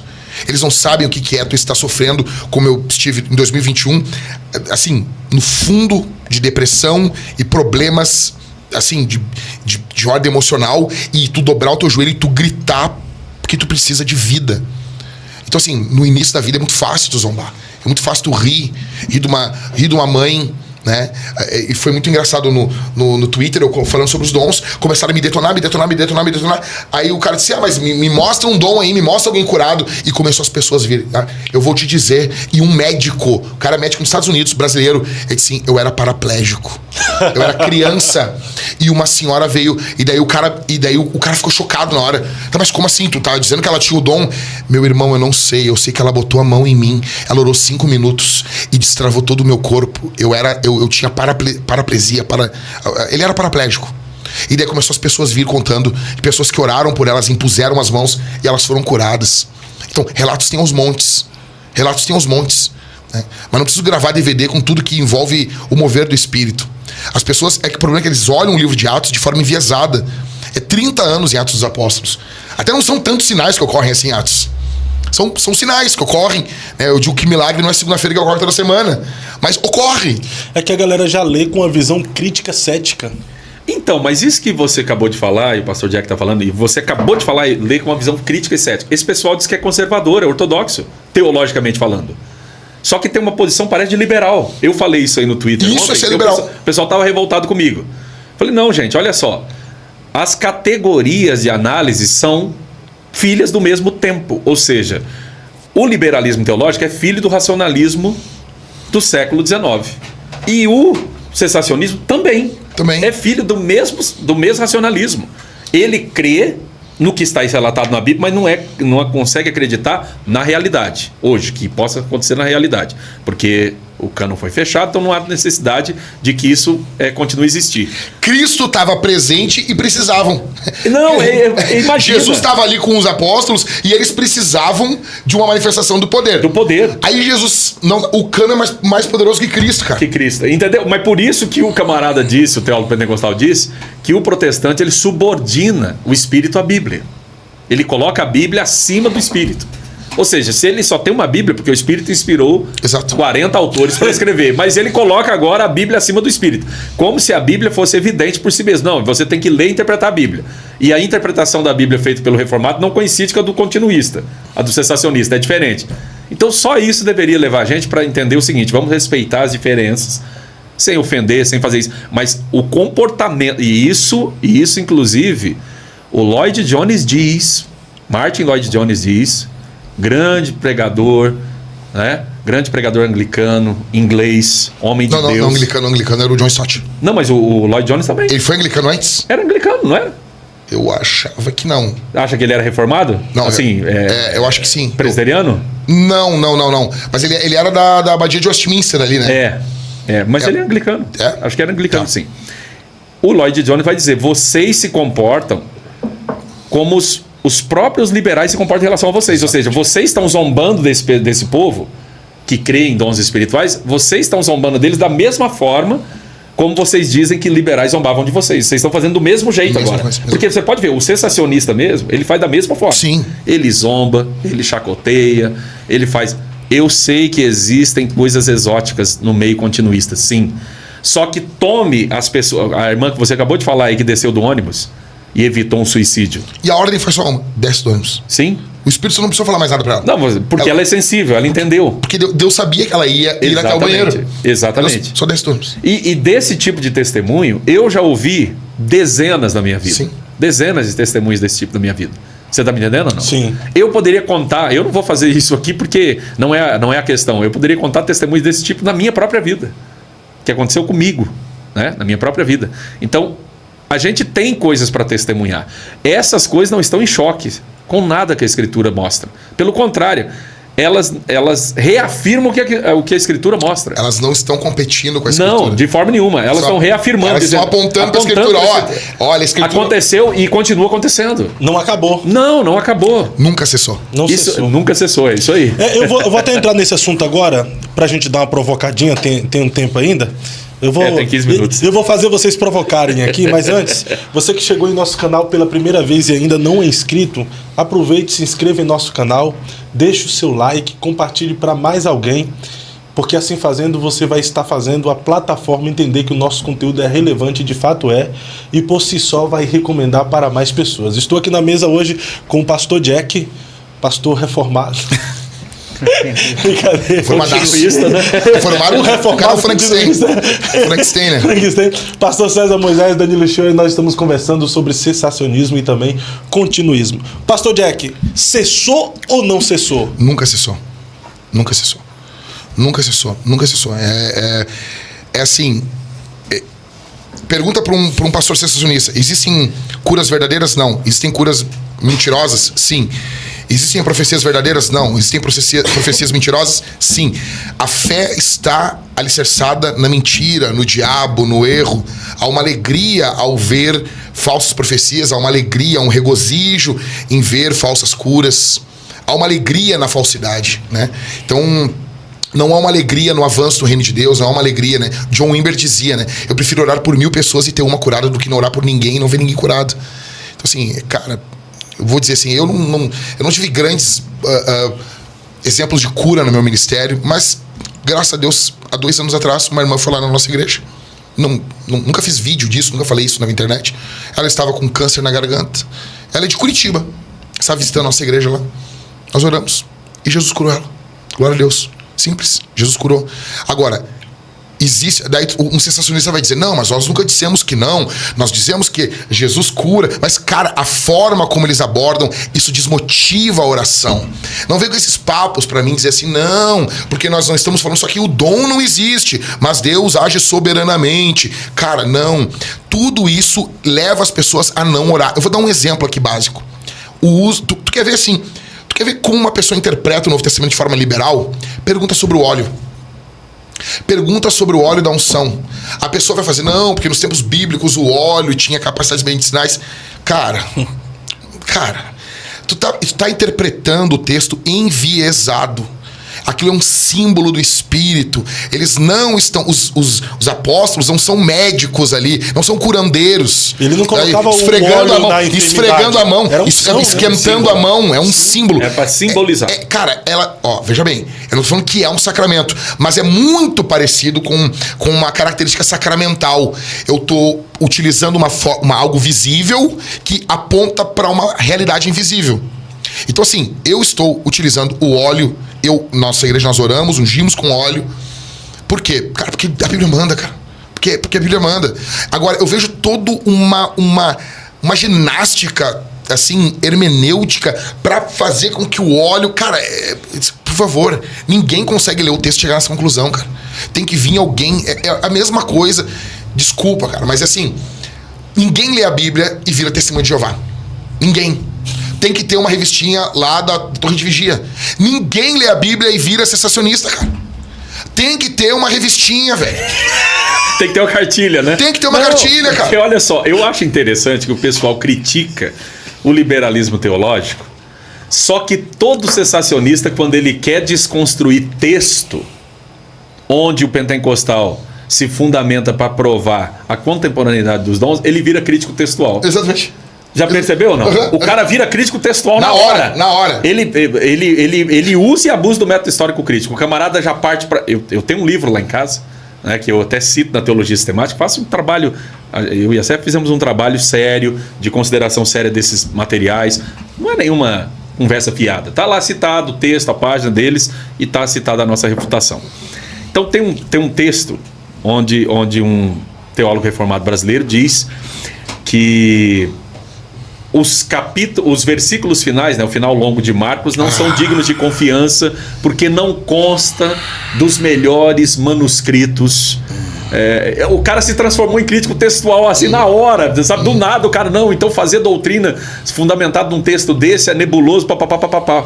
Então é assim, vale, é quase bibliólatra quando é para ser sensacionista, mas quando é para ser continuista, aí vira crítico textual. Exato. E eu vou dizer outra coisa para vocês bem clara. Há um mito, eu vou chamar de mito aqui no Brasil, de que o liberalismo teológico acabou com as igrejas na Europa. As igrejas protestantes foram acabadas na Europa pelo liberalismo teológico. Ok. Por que as mesmas igrejas reformadas no Brasil não são cheias e entupidas de gente, sendo que elas não são liberais? São igrejas conservadoras, ortodoxas, teológicas. Por que não são cheias? Se acabou com elas na Europa, o liberalismo teológico, mas aqui eles são conservadores. Por que aqui não estão cheias? Agora, teve que vir pentecostal, teve que vir 2 suecos pentecostais para cá para encher as igrejas evangélicas de gente. Que agora o pessoal acha que tem que discipular para ficar vendendo livro. Vamos mais além. E curso. Vai numa comunidade para não dizer... Essa é a verdade. Vai numa comunidade para não dizer favela e pega uma igreja reformada e uma pentecostal. Mas tem na favela? Igreja reformada? Eu nunca vi. Se tem, eu nunca vi. O Jack falou uma coisa no almoço que eu achei interessante. Se as pessoas conseguem ver batismo por aspersão nas cadeias, nas penitenciárias. Eu quero muito um batismo por aspersão dentro da cadeia. Manda eu pra sempre nós. vejo lá uma piscininha e o pessoal batizando. E sempre tá lá o louquinho de terno lá. Né? Exatamente. Mas é ele que tá. Ele que tá lá fazendo. Ele que tá lá. Por aspersão você não vê, né? Ninguém. Não vê. Ou seja, não tem nenhum predestinado na cadeia? Não tem nenhum predestinado na cadeia? Nenhum eleito? Complicado, né? Ainda bem que o pessoal geralmente essa galera, é que, assim, traficante, bandido, se converte aonde? Em igrejas pentecostais. Sim. Por quê? Cara, assim, vou falar. Teve um caso muito interessante. Eu tava em Porto Alegre e eu tava correndo e daí tinha uns caras entregando panfleto. E eu peguei o panfleto e olhei, presbiteriana. Eu parei de correr, eu voltei. Cara, eu nunca vi um presbiteriano entregando panfleto. Falei pra ele. E ele olhou pra mim e deu uma gargalhada. Ele, a gente não tem a tendência a fazer tanto isso. Por que você tá entregando panfleto? E ele, não, que a gente está inaugurando a igreja. Ah, tá explicado. Na inauguração de uma igreja, eles estavam entregando um panfleto de evangelístico na rua. Folheto evangelístico. Eles falam mal até do folheto evangelístico hoje em dia. Né? Eles falam que não é assim que se evangeliza, o modelo não é esse. Cara, beleza. Pô, não se fala Jesus te ama. Evangelizar se nunca evangelizaram, poxa. Enfim, cara, eu de verdade, eu vi um vídeo essa semana. Eu não quero falar o nome porque eu gosto muito desse pastor. Eu gosto muito, sou muito abençoado por esses autores, assim, e, enfim, eu gosto muito dele. Fiquei muito triste essa semana. O vídeo, né? A gente conversou, né? Então, uma maldade, assim, um argumento canalha. Não o reverendo, ele não é canalha, mas o argumento que ele usou é um argumento canalha. Quando fala... É canhestra, é um argumento baixo. Porque assim... Tu tá é um absurdo. Porque com o critério que ele utilizou, nem Jesus passa no critério. Exatamente. Cristo não passa, Elias não passa. Porque não curou todo mundo. Jesus não curou todo mundo. Nunca curou todo mundo. Jesus não curou todo mundo. O próprio Jesus fala que ele queria fazer milagre na cidade dele, mas não pôde fazer por quê? Por causa da incredulidade deles. A incredulidade não permitia isso, né? O próprio Cristo, O próprio Cristo. Então, assim, cara, você vê que é absurdo. Então, né? assim, ele falou assim: quem tem o dom de cura, por que não foi nos hospitais? Vai curar o pessoal na Covid. Primeiro que foram. Eu vi isso. Primeiro que Você foram. viu isso aí, né? Primeiro que foram. Primeiro que foram. Primeiro que teve teve muitas curas. Primeiro de tudo. Exatamente. Segundo, mas beleza. Por que não foram e não curam todos? Primeiro, essa visão do dom é uma visão... É pesado, vou falar. Essa é uma visão diabólica do dom. Porque o único que tem autonomia, que quis ter autonomia sobre os dons de Deus, foi o diabo. Nós não temos autonomia sobre os dons de Deus. Deus continua sendo soberano. As pessoas, esse que me morde. O cara não é calvinista? Não acredita que Deus é soberano? Por que nessa hora, pro continuista, ele quer que Deus perca a soberania? Ele vira arminiano. Nós acreditamos... Assim, não, ele não vira nem arminiano, ele vira pelagiano. Pelagiano, exato. Pelagiano, nem arminiano. Vou corrigir. Ele vira pelagiano. Então assim, o continuista, quem crê nos dons... Eu vou dar um exemplo aqui. Eu preguei uma série sobre os dons na minha igreja. Vou esperar aqui, falar com o pessoal de longe. Tô brincando. Então o que eu... Esperar ele dar atenção pros amigos dele de longe. A vingança é um prato que se come frio, né? Isso é top, meu chefe. Não, lá com os amigos, lá quando o cara pega o celular, eu só esperar o... É que o cara ali, a produção, fica mandando mensagem. Eu vim lá do Rio Grande do Sul pra isso. É culpa do Léo ali. A pasta, não fica na frente do É bom, né? Mas resumindo assim, cara, ó... Aí foi dito assim por esse reverendo que eu gosto muito dele, tá? Mas disse assim, cara, por que o pessoal dos dom não foi e não curou nos hospitais? Primeiro de tudo que foram. Segundo, tu não pega assim a cura de todos. Vamos dar um exemplo, Paulo. Paulo não curou Trófimo. Ele diz, deixei Trófimo doente em Mileto. Paulo não curou Paulo. Paulo teve aquele espinho na carne, ele rogou ao Senhor 3 vezes, não foi curado. Paulo não curou Timóteo, mandou Timóteo tomar vinho por causa das dores do estômago. Paulo não curou Epafrodito, o texto lá de Filipenses. Epafrodito estava doente, ficou no mínimo 3 meses doente, porque Paulo fica sabendo da notícia. Paulo fica sabendo que a igreja ficou triste ao receber a notícia da doença de Epafrodito. A notícia para chegar demorava 45 dias. Se Paulo fica sabendo que eles ficaram tristes ao receber a notícia, é porque a notícia foi e voltou. Então, no mínimo, Epafrodito estava doente durante 90 dias. Era uma espécie de uma malária. Paulo não curou Epafrodito. Tá bom? Paulo não se curou ali em Gálatas, ele diz, porque eu estava doente, foi um período de fraqueza, doença, eu estive no meio de vocês. Ou seja, várias pessoas não foram curadas. E vai dizer que não tinha o dom. Aí os caras vêm com um argumento canalha e dizer que o dom estava esmaecendo. Tava enfraquecendo. Cara, desculpa, eu posso falar uma... Fica à vontade aí. Isso é uma punheta mental, velho. Desculpa, foi eu que disse. Não foram eles. A cara do César, o que tu me arrumou. Eu estou dizendo isso. Não, desculpa, é uma masturbação mental. Mas é isso. Não é isso. É isso. Não tem, desculpa. Tem coisas que não tem o que dizer, cara. Não tem o que dizer. É um absurdo, na verdade. É um absurdo, sabe? É um negocinho absurdo. E eu acho irresponsável da parte dele, porque ele é respeitado, ele tem um nome, ele é um senhor. E aí o pessoal começa a reproduzir isso. Eu soube que o vídeo foi tirado do ar, porque o pessoal não aguentou. Porque, na verdade, quem mais compra livro da editora lá onde ele estava é pentecostal. O pessoal reformado é um grupo pequenininho, compra pouco livro, entendeu? Compra pouco porque eles são poucos. Não é porque eles até leem mais, talvez, mas... Não. Eu não posso falar o nome dele. Mas tem um teólogo famosíssimo, brasileiro, tá? Ele tem uma sistemática e ele me disse que nós não gostamos de fazer eventos em igrejas tradicionais porque tradicional não compra livro. Quem compra livro é pentecostal. Então, quem mantém eles são os pentecostais. Então por isso que retiraram o vídeo de lá, porque senão ia dar prejuízo na bolsa. E o problema é que os pentecostais criticam os pentecostais dizendo que os pentecostais não leem. Sim, o problema é o pessoal absorver isso e aí vir para a igreja pentecostal e começar a encher a paciência do pastor dele local com esse tipo de argumento aí, que é um argumento canhestro, um argumento baixo. É um argumento, usa a expressão que o pastor Jack é um argumento canalha, como ele colocou, entendeu? Infelizmente, é um argumento canalha. Mas não a pessoa. A gente tá falando do argumento. Assim, ele não falaria, é intelectualmente desonesto. Ele não falaria isso na frente de um Gordon Fee. Não, do Gordon Fee mesmo. Não, ele não falaria que isso. Que é vendido no Brasil como se fosse sensacionista, como se fosse reformado. Não, senhores, o Gordon Fee é pentecostal. Sim, ele não falaria isso na frente do Craig Keener. Não diria isso. Não diria isso na frente do D. Carson. Não diria isso. Que é reformado. Ou seja, é bonitinho esse tipo de frase de efeito para-choque de caminhão aqui no Brasil pra fazer isso. Pra jovem rir, porque ele pra mitar, pra lacrar. É feio, aquilo ali é feio. Aí pega vou usar a expressão do Eliseu Rodrigues. É bonitinho. Aí eu vou pegar a expressão do Eliseu Rodrigues, aí pega os reformodinhas que fica reproduzindo isso. Cara, eu vou dizer assim, a nossa igreja, nós somos reformados, mas é muito louco. Chegou um cara lá na igreja esses dias, não, porque Calvino, não sei o quê, o diácono, que é reformado, fez assim, cara, que saco. Porque sabe que o cara não lê. Cara, eu vou dizer assim, cara, se tu lê, eu vou dar um exemplo aqui, ó. Eu vou dar um exemplo assim. Eu já li um pouco de Calvino. Cara, eu li o comentário de Salmos, são 4 volumes, eu li os 3 primeiros volumes. É um pouco chato, o pensamento longo me ajudou muito. São raciocínios de 3, 4, 5 linhas, muito bom. Cara, ele vai falar muito sobre oração, dependência de Deus. Cara, ele não fala quase nunca sobre predestinação. Quase nunca. O problema é os fãs, cara. Os fãs são os problemas. Sim. Não, e o princípio... Tu vê a espiritualidade de Lutero, uma espiritualidade agostiniana, jogava candelabro no diabo, fazia... O diabo tava... Tá chamando... Uhum. Pode continuar. Perdeu a hora. Relógio ali. Não, nós temos um minuto aí. Pode continuar, pode não, continuar. Ele tem que falar agora, falta um minuto. Pastor César, não cessou ou cessou? Por quê? Não, os dons não cessaram, as experiências com o Espírito Santo não cessaram, e não cessaram porque não existe, em primeiro lugar, porque não existe nenhum versículo da Escritura Sagrada que diga que isso iria acontecer. Nenhum versículo diz isso. Não há como presumir um cessacionismo. Biblicamente falando, não. O Craig Kinner diz, o pastor Ezequiel Soares diz, é um argumento pós-bíblico.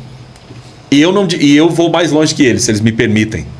É um argumento antibíblico, porque existem coisas que são pós-bíblicas e não são antibíblicas, mas nesse caso é antibíblica. E não cessou porque a igreja, quanto mais se afasta do ponto central, do epicentro da sua fundação e inauguração, ela mais precisa da assistência e da ajuda do Espírito Santo. Pelo contrário que ela poderia abrir mão disso, ela precisa ainda mais dessa assistência do Espírito Santo. Então é basicamente ilógico você pensar que tem algum momento que tenha cessado. O que aconteceu, e isso eu digo de maneira bastante clara hoje como historiador, houve uma omissão proposital dessas experiências do Espírito Santo apagadas da história do protestantismo para negar que elas existissem. E aí quando eclode nos Estados Unidos em 1901, aí não tem mais como esconder. Mas antes disso, a Igreja de Deus já era pentecostal. Antes disso, uma igreja aqui no Chile, em 1890, uma igreja metodista se pentecostalizou aqui, se renovou aqui, no Chile. Só que a gente não ouvia falar dessas coisas. Por quê? Porque os historiadores omitiram propositalmente esses aspectos. Então, nunca cessou, tanto porque não tem, em primeiro lugar, na Escritura, alguma coisa que ampare essa ideia, e segundo, porque historicamente é provável que a manifestação do Espírito Santo continuou de forma extremamente necessária e acontecendo historicamente em contextos bastante distintos, em contextos variados, no mundo todo, em todos os continentes, só que isso foi omitido. A historiografia protestante tem uma dívida muito grande. O que levou eles a omitir isso? Porque eles não criam.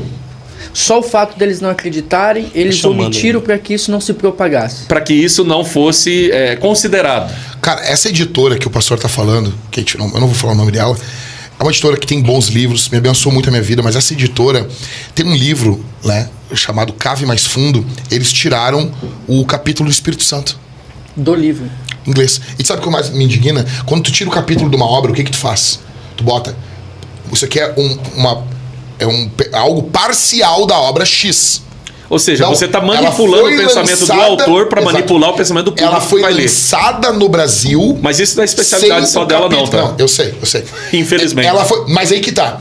Quando é a editora pentecostal que muda o termo do batismo... Mas não foi só isso que foi feito. Não, eu sei. Foi feito outras coisas também, então infelizmente. Mas aí, senta o pau. Sim, mas quando é uma reformada que faz, aí passa pano. Exatamente. Não. Por que não fala? Por exemplo, estava tendo maior perseguição aí esses tempos quando veio o Amos Young. Veio aqui na igreja no Rio Grande do Sul, né, na tua terra ali. O pastor Zé Alves trouxe o pessoal ali. E depois ele veio para a Faculdade Teológica Sul-Americana em Londrina fazer palestra. Aí teve uma meia dúzia de gente aí que começou a fazer barulho contra ele. Rapaz, o que o Craig Kinner diz, o que o Amos Young diz, é a mesma coisa que o C.S. Lewis diz no cristianismo puro e simples. Só que ninguém persegue o C.S. Lewis. Pastor César, tem muitos jovens pentecostais que estão caindo na onda do cessacionismo, pelo aumento aí dos reformados, cessacionistas. Qual seria a sua mensagem para esses jovens que têm uma essência pentecostal, mas está se deixando levar por esse movimento? Que eles tenham paciência com a igreja pentecostal. A igreja pentecostal é uma igreja jovem, tá? Do ponto de vista histórico. E é uma igreja que está desenvolvendo teologia robusta. Começou, nós estamos tendo reações, produções nacionais, né?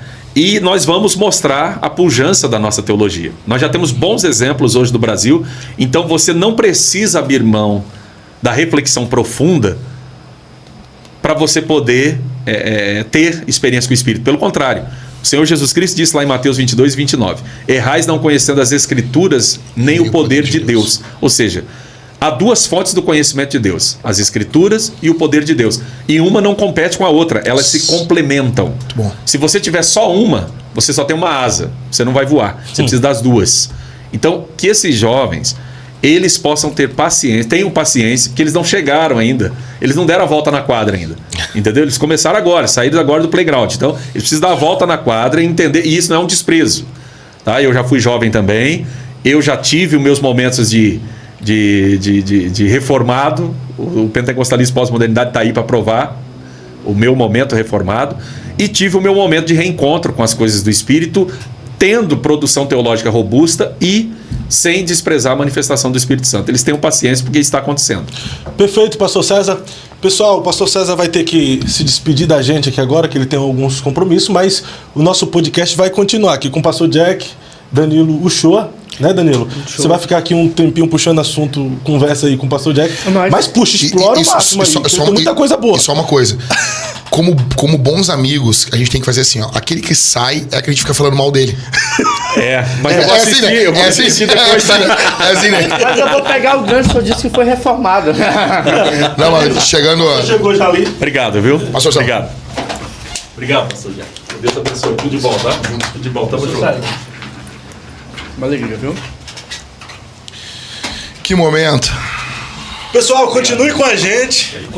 Vamos ficar mais algum tempo aqui conversando com Pastor o Moisés Jack. vai Tem muita sair, coisa mas boa. o pastor Jack tá aqui para continuar vai o continuar. negócio. Então, Agora é brutal. Agora é brutal.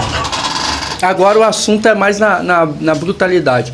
O senhor, como pastor de igreja, o senhor tem isso, vive isso de perto, esse confronto de pessoas que não acreditam nessa manifestação, não vivem essa experiência. Como que o senhor lida isso como pastor? Porque a gente, como pregador, como o senhor como influencer, alguma coisa, falar na internet é uma coisa, mas como é que o senhor lida isso corpo a corpo, diretamente com os membros da igreja? nós não temos hoje nenhum membro sensacionista na nossa igreja. Nenhum. Nós tínhamos um casal que acabou saindo da nossa igreja de forma complicada, né? Foram confrontados. Eram sensacionistas. O rapaz, né? Primeiro que ele veio congregar na nossa igreja e ele disse, eu sou sensacionista. Tranquilo. Perguntei pra ele, eu tava entrevistando, a gente entrevista os novos membros. Perguntei pra ele assim, Tchê, o que tu já leu de sensacionismo? Né? O que tu leu? Quais são as obras? Não leu nada. Não leu nada. Bibi Warfield, não leu nada. Ok, o que tu leu sobre continuismo? Não leu nada. Né? Daí eu perguntei a pergunta final pra ele. Quantas vezes tu leu a Bíblia? Não tinha lido nunca a Bíblia toda. Eu disse Então assim, ele cara, é fruto de vídeos de coisa de internet. Eu arrisco a dizer que a maioria dos jovens hoje que são sensacionistas no Brasil, eles nunca estudaram o sensacionismo e nem o continuismo. Então, assim, eles simplesmente escolhem como uma torcida de futebol. Por exemplo, eu sou gremista, a gente estava falando no início aqui. Eu nunca estudei o Grêmio, nem o Inter. Foi apresentado para mim e eu abracei o Grêmio. Qual é a sua ideia? Essa ideia. Só que, assim, a teologia a gente não faz desse jeito. A gente não pode fazer teologia desse jeito. Ela é pesquisada, ela é Exatamente, estudada. exatamente. Ainda mais uma coisa muito séria, no que envolve a atuação de Deus. A ação de Deus. Envolve a própria pessoa de Deus. Então... Muitos desses jovens estão abraçando essa ideia mais por hype do momento? Tá polarizando, tá crescendo a ideia e abraçaram... Assim, ó, a reforma hoje no Brasil, ela se tornou uma senha. Então, tu fala a senha e tu entra dentro do grupo. Então assim, o problema pra mim não é o reformado, né? Na verdade, o reformador, ele nunca foi o problema, né? Eles eram homens de muita coragem, muita inspiração, de muita oração. E deixaram um legado. Exato. Então, assim, o problema, tanto que assim, tu vai ler o livro, o livro Heróis da Fé, né? Então, assim, vai ser falado ali sobre Martim Lutero, sobre John Hus, pré-reformadores, reformadores. Então, assim, eles são uma bênção. Né? Eles são uma bênção. O próprio Orlando Boyd coloca o Lutero falando em línguas ali, ele citou até um historiador até, não me recordo o nome. Cara, o problema não é o reformador, o problema hoje é quando nós temos jovens que eles não leram nunca a escritura, não estudaram e eles querem se portar como Lutero dentro da igreja local. É complicado, né? E daí quando eles são confrontados, eles acabam pensando, chamam de tóxico, de mandão. Mas na verdade o que a maioria desses jovens hoje em dia tá querendo é que o pastor local bata a continência para aquele pastor da internet. Que quando morre a tua mãe, aquele pastor da internet não vem te visitar. Não vem. Quem vai te visitar é o teu E pastor aí, local. só falando disso de contato do pastor que vem, que não vem, vocês estavam falando sobre o evangelho nos presídios, né, nas favelas, né, que não entram muito. E por que essas pessoas têm um contato mais fácil, posso assim dizer, com os pentecostais? Aceito, por exemplo, o cara que veio do tráfico, o cara que saiu dessa vida maluca, dessa vida louca. Por que esses movimentos pentecostais conseguem alcançar mais essas pessoas do que os reformados? Será que é por conta de uma ação direta do Espírito para convencer? Também. Mas eu acredito que os pentecostais, eles conseguem entender melhor a cultura. Apesar com toda a sua limitação, eles entendem melhor a cultura e eles falam a língua da cultura. Eu vou falar aqui, eu não sou defensor desse pastor. Não, a questão não é essa. Mas vamos lá, quem é o pastor hoje que fala a linguagem do povo no Brasil? É o Malafaia. Pode discordar tudo, mas ele fala uma língua que todo mundo entende. O intelectual entende o que ele fala. O homem simples entende o que ele fala. O cara não é crente. Cansei de ver parente meu dizer assim, olha, eu gosto desse cara aí, ó. O que esse homem fala aí eu concordo. Sabe? O que é isso, cara? Assim, ele tá falando a linguagem do povo. E há uma elitização em muitas igrejas históricas, onde você se desconecta do povo, tu te desconecta da realidade. Vou dar um exemplo aqui que aconteceu no nosso país. Vocês se lembram quando o STF vazou o vídeo do Bolsonaro dando esporro nos ministros, Sim. falando um monte de palavrão, aquela coisa toda? O que o STF pensou? Eu vou largar esse vídeo e nós vamos detonar o presidente com esse vídeo. O que aconteceu? A popularidade do Bolsonaro subiu. Por que aconteceu aquilo ali? Eu era um que estava indignado com o Bolsonaro e quando eu vi o vídeo, cara, ele não sabia que esse vídeo ia vazar? Não. Mas então, parece que ele é um cara de verdade, né? Por que as pessoas voltaram à popularidade e os ministros do STF pensaram o contrário? Porque os ministros do STF, eles vivem uma realidade diferente da do povo. Eles imaginam que o povo vai reagir de um jeito e o povo reage de outro. E muitas igrejas tradicionais agem do mesmo jeito. Eles estão descolados, eles estão fazendo suas faculdades, viajando 1, 2 vezes pro exterior, e eles não têm pessoas que estão vivendo a realidade do povo. Vivendo a realidade do que o povo está vivendo. E os pentecostais, e até as raízes pentecostais é do povo, né? É do povo. Então assim, tu vai ter pessoas de dinheiro no meio pentecostal? Óbvio que vai. Tu vai ter. Mas há uma continuidade de conexão com os problemas reais do povo. O próprio exemplo aqui, eu não estou defendendo a teologia dele, mas um próprio exemplo é o pastor Malafaia. Né? Ele fala, querendo ou não, hoje, por que ele tem um alcance que ele tem? Não é por causa do carisma dele, ele não é um homem muito carismático. Né? Há a questão financeira, tudo, mas ele tem uma coisa, ele fala a língua do povo. Ele fala a língua do povo. E isso é um valor legado a nós da Reforma. Falar a língua do povo. Então, tu tem que colocar a palavra de Deus, o vernáculo. Assim, o elogio que eu mais gosto de receber é, pastor, eu entendi. Eu entendi o que o senhor pregou. Então, assim, o que eu prego, o povo tem que entender, cara. A minha esposa, eu quase sempre dou o esboço do sermão pra minha esposa ler, e a minha esposa dá uma olhada assim, e ela pergunta isso aqui. Tem certo? Daí tem uma irmã da nossa igreja que ela diz, a fulana vai entender isso aqui? E eu digo, acho que não. Então tem que explicar melhor isso aqui. Aí se eu não entendi, a fulana não vai entender. Né? Então assim, tem que entender. A palavra tem que ser entendida. E os pentecostais, eles falam com as massas. E há uma vaidade, né? Tipo, os pregadores falar difícil, falar o que o povo não entende.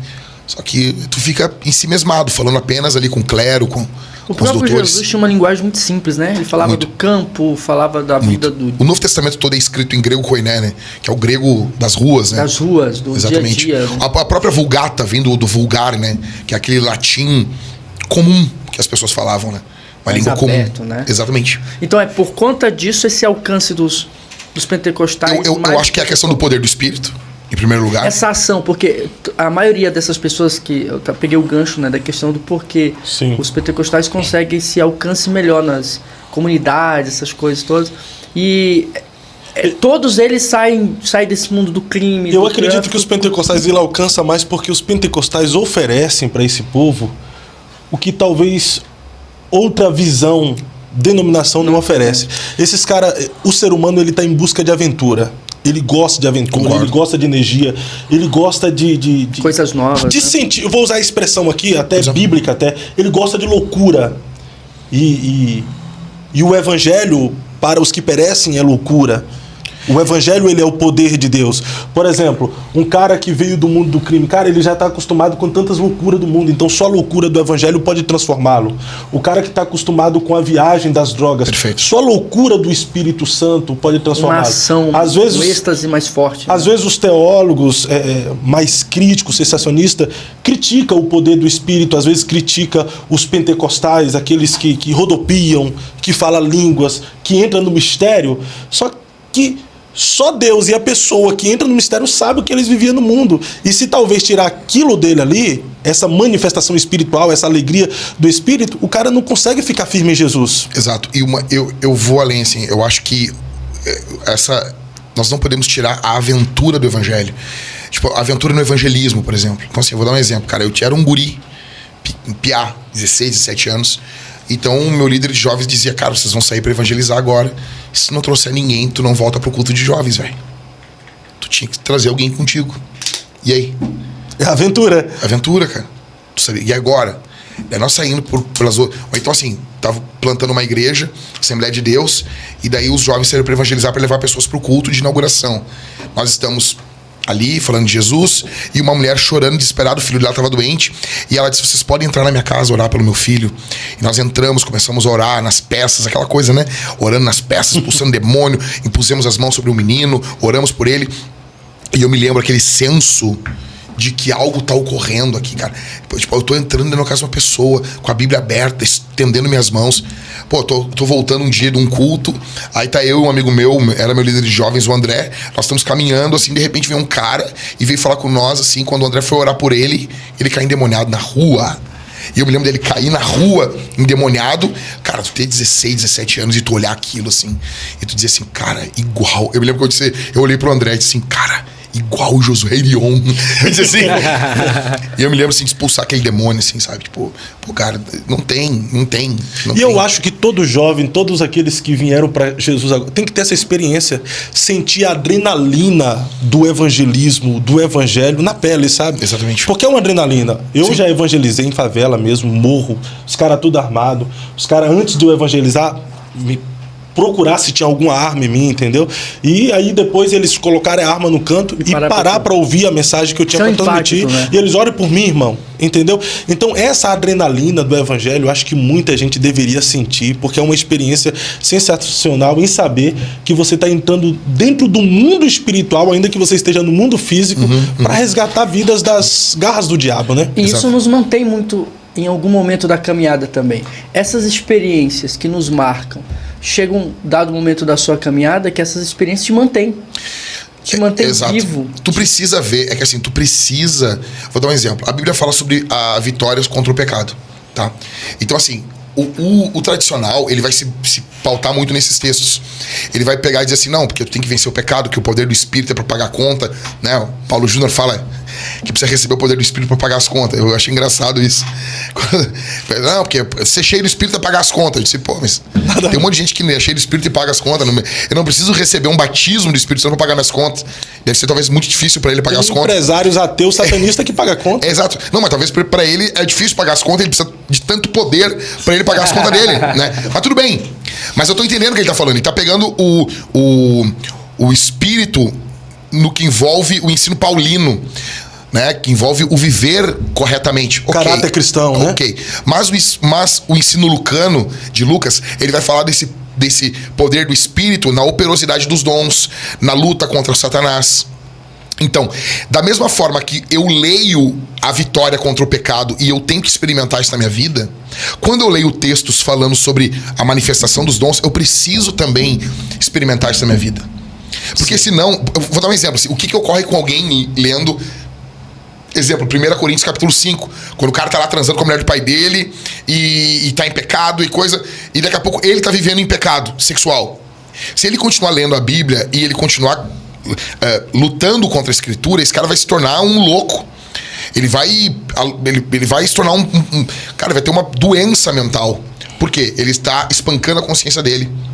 Então, da mesma forma que ele lê na palavra a guerra do espírito contra a carne, e ele precisa experimentar isso, ele também precisa experimentar experiências que a Bíblia mostra que o cristão experimenta, como profecias, curas. Não estou falando que todas as pessoas que esse cara orar, ele vai curar, mas ele tem que experimentar na caminhada cristã dele o poder do espírito agindo, sobrenatural, né? o poder do espírito agindo contra os demônios. Ele tem que experimentar isso também. Então ele não tem que experimentar só a mudança do coração dele, que é bom, só o fruto do espírito. Ele tem que experimentar tudo, cara. Então assim, uma vida integral, uma vida cristã integral. Ô pastor, o senhor trabalha bastante com essa questão de conferência para homens e a igreja... Ativando homens. Ativando homens, né? Ativando homens. O cara veio com essa aí pra mim.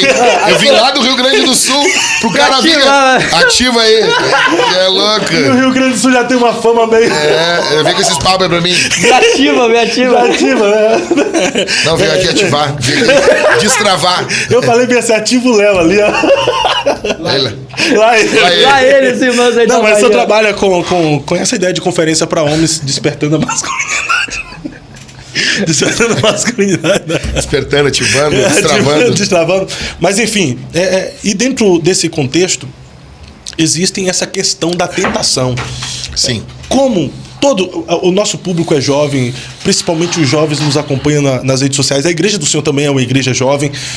E eu acho que uma das suas maiores falas é sobre a luta do homem contra a tentação da carne, do pecado. Como vencer as tentações, seja ela sexual, seja ela pornográfica, porque tudo envolve primeiro uma tentação até cair em pecado, né? Então, cara, Jesus só venceu a tentação porque ele era cheio de espírito. Se tu pegar o Evangelho de Lucas e tu pegar todos os textos que Lucas fala cheio do Espírito, tu vai ver que é uma gama de textos. Jesus é levado, o pastor Moisés falou, Jesus é levado ao deserto pelo Espírito para ser tentado pelo diabo.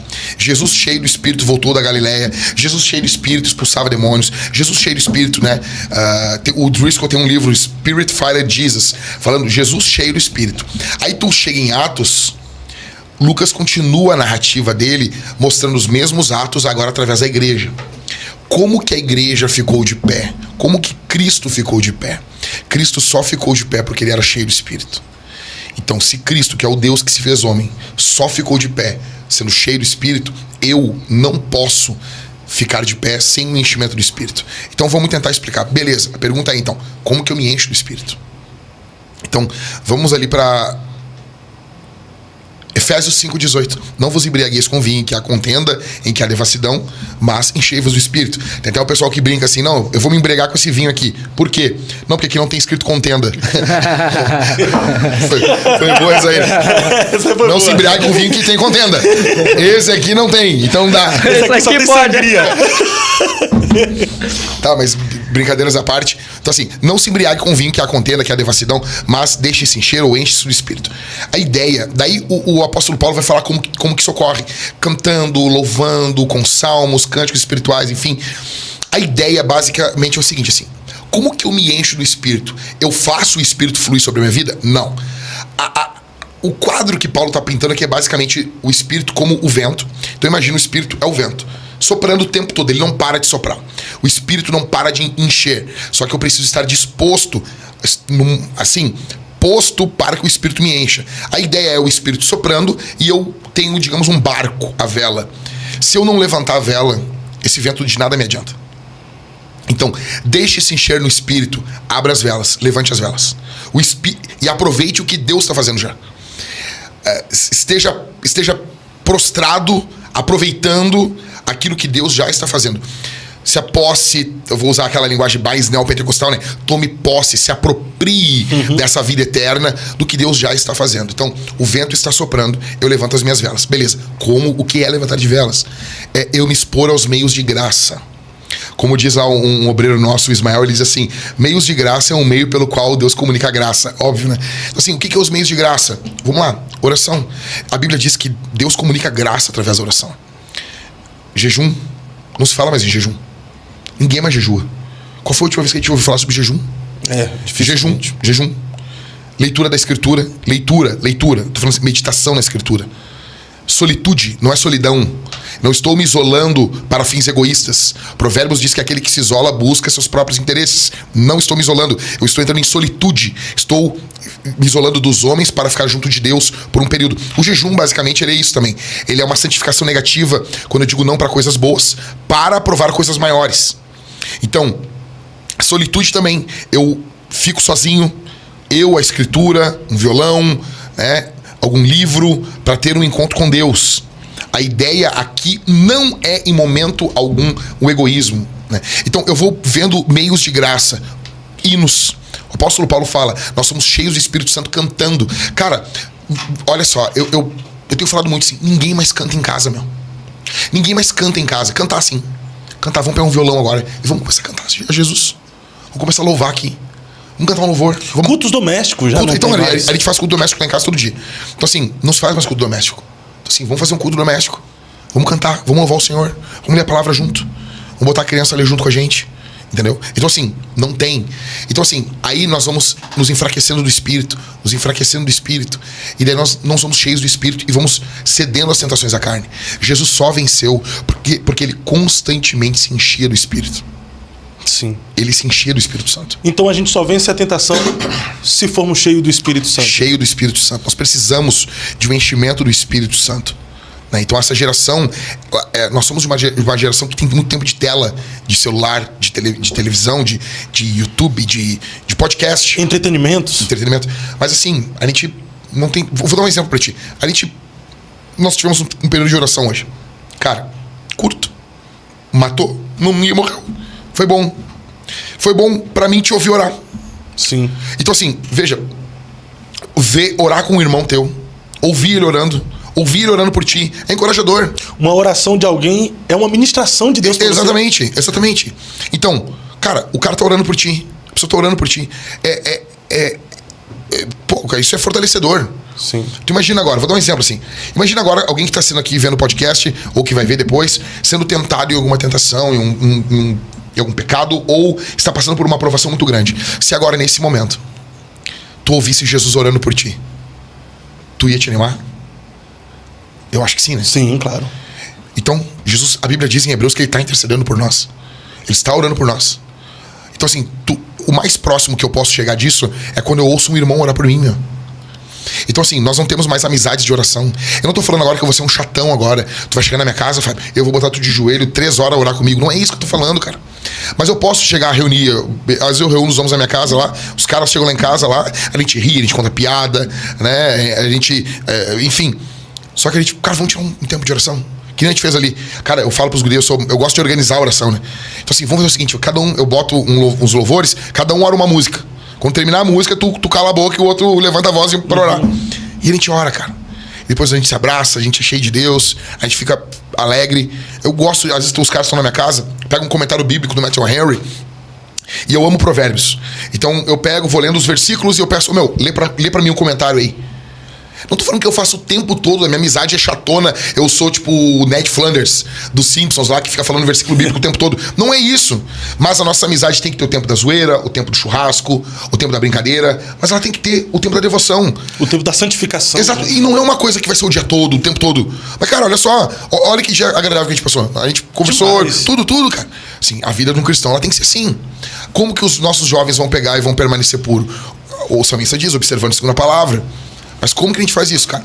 Os caras não têm nunca esse período. Agora é interessante porque se eu ando com pessoas carnais, eu só vou ser carnal. Exatamente. Se eu ando com pessoas que só têm conversas imorais, a minha tendência é ser imoral. Exatamente. Então essa sua colocação aí de se rodear de pessoas também que têm momentos como seres humanos, mas tem momentos de devocionais, Exato. isso vai trazer um equilíbrio para minha vida. Exato. E vai me ajudar a vencer as tentações da vida. Cara, agora eu sou tentado constantemente. Aí agora a minha conversa com os meus amigos é só sobre o pecado. Isso vai aguçar ainda mais o velho homem que é em mim. Exatamente. Então assim, cara, eu me lembro de às vezes, no início da minha fé, eu ligava pro meu pai na fé, cara. Ligava pra ele assim. E ele atendia o telefone. Alô? Ele tem um vozeirão assim, né? Alô? E dizia... E aí, Daniel, é o Jack, não sei o quê. E só ouvir a voz dele, eu já me dava uma alegria, assim. Que é o Espírito testificando, sabe? Aí ele me dava um conselho, 2 por telefone ali. E, cara, teve vezes só de ouvir a voz dele, eu era cheio do Espírito Santo. Então, assim, cara, como que nós vamos pegar e vamos vencer, cara? cara, com os meios de graça. A comunhão é um dos meios de graça. O pastor, e hoje falta esses homens piedosos que nos inspira e nos influencia até essa vida de oração? Então, cara, eu acho que falta. Eu acho assim que nós precisamos de homens de verdade que tu enxerga os pecados deles. Eles não são seres sobrenaturais. Eles são pessoas que tu enxerga falhas, eles se arrependem, eles pedem perdão. Tu precisa ver um pastor pedindo perdão pra esposa dele. Porque ele foi estúpido. Porque ele foi grosso com o irmão. Nós precisamos ver isso aí. Humanidade, né? Humanidade. Isso é humano. Mas não só isso. Tu não pode ver só um cara só pedindo perdão, não sei o que, beleza. Isso é um pedaço da vida cristã. Mas tu tem que ver esse cara, e aí? Cara, vamos ter cara, eu vou dizer assim, eu sou do tempo, cara, que o crente quando ia sair de casa, ele orava em sair de casa. Vocês lembram disso aí? Cara, ô fulano, vai lá buscar um negócio lá. Os adolescentes... Jesus me protege. Paravam na porta casa. e oravam. Eu fui ensinado isso aí. Exatamente, Minha cara. mãe falava isso aí. Toda vez que eu entro no carro pra orar, eu antes de sair de casa, eu oro. Sair de casa, eu vou orar. Senhor, me guarda, minha saída, meu retorno. Antes de vir pra cá, eu orei. Porque eu sou o melhor, não, normal, cara. Eu acho que tem algo errado aí, cara. Mas por muito tempo isso não foi taxado. Por muito tempo assim não. Começou a ser taxado isso como religiosidade. Isso não prejudicou? Pode ser uma religiosidade, mas a gente não corrige uma religiosidade abolindo o ato em si. Não, eu falo assim, é uma religiosidade, mas ajudava. Exato. Gerava crescimento espiritual. Exato. Aí as pessoas que criticam isso nunca viveram Exato. o que essa galera que fazia isso viveu. Eu vou dar um outro exemplo. Cara, assim, vocês são filhos de crentes? Minha mãe. Tá, tu não... Só minha mãe. Mas quando tu nasceu, a tua mãe já era crente? Não. Tá, quem aceitou Jesus primeiro? Eu. Tá, então assim, tu vai entender. E tu? Eu meio bagunçado. Minha avó era, minha mãe não. Tá, mas assim, ó, vocês vão entender. Vocês vão entender assim, ó. Cara, o cara chegava na igreja, ele ganhava uma Bíblia. Hoje os crentes não têm Bíblia pra dar. Verdade. Show, verdade, sim. Cara, eu vou dizer assim, eu devo ter umas 80 Bíblias na minha casa, 70, 80 Bíblias. Cada ano eu compro mais Bíblias, porque lá em casa a gente compra Bíblias de traduções. Cada ano eu leio uma tradução com a minha família, tá? Então a gente gosta de ler traduções novas, assim. Então, eu tenho muita Bíblia que eu já comprei. Então eu compro sempre uma Bíblia nova pra mim, por ano, pra minha esposa. Não é a Bíblia do culto. Do culto é sempre a tradução novamente atualizada. Essa do devocional. Então a gente lê sempre traduções diferentes. Então, eu compro 2 Bíblias bonitas. E eu compro Bíblias ali, tipo, umas 3, 4 Bíblias, mais simples. Se chegar uma visita na minha casa, pra fazer o culto com a gente, ela tem a Bíblia ali. Não precisa usar celular. O que acontece, cara? Velho, tipo, eu tenho muita Bíblia pra dar de presente. Então, assim, tava o pai da menina que trabalha lá em casa, ele viu uma Bíblia e disse assim, pô, Jack, que Bíblia linda. Um senhor idoso, assim, muito querido ele. E eu peguei, é sua, pode pegar.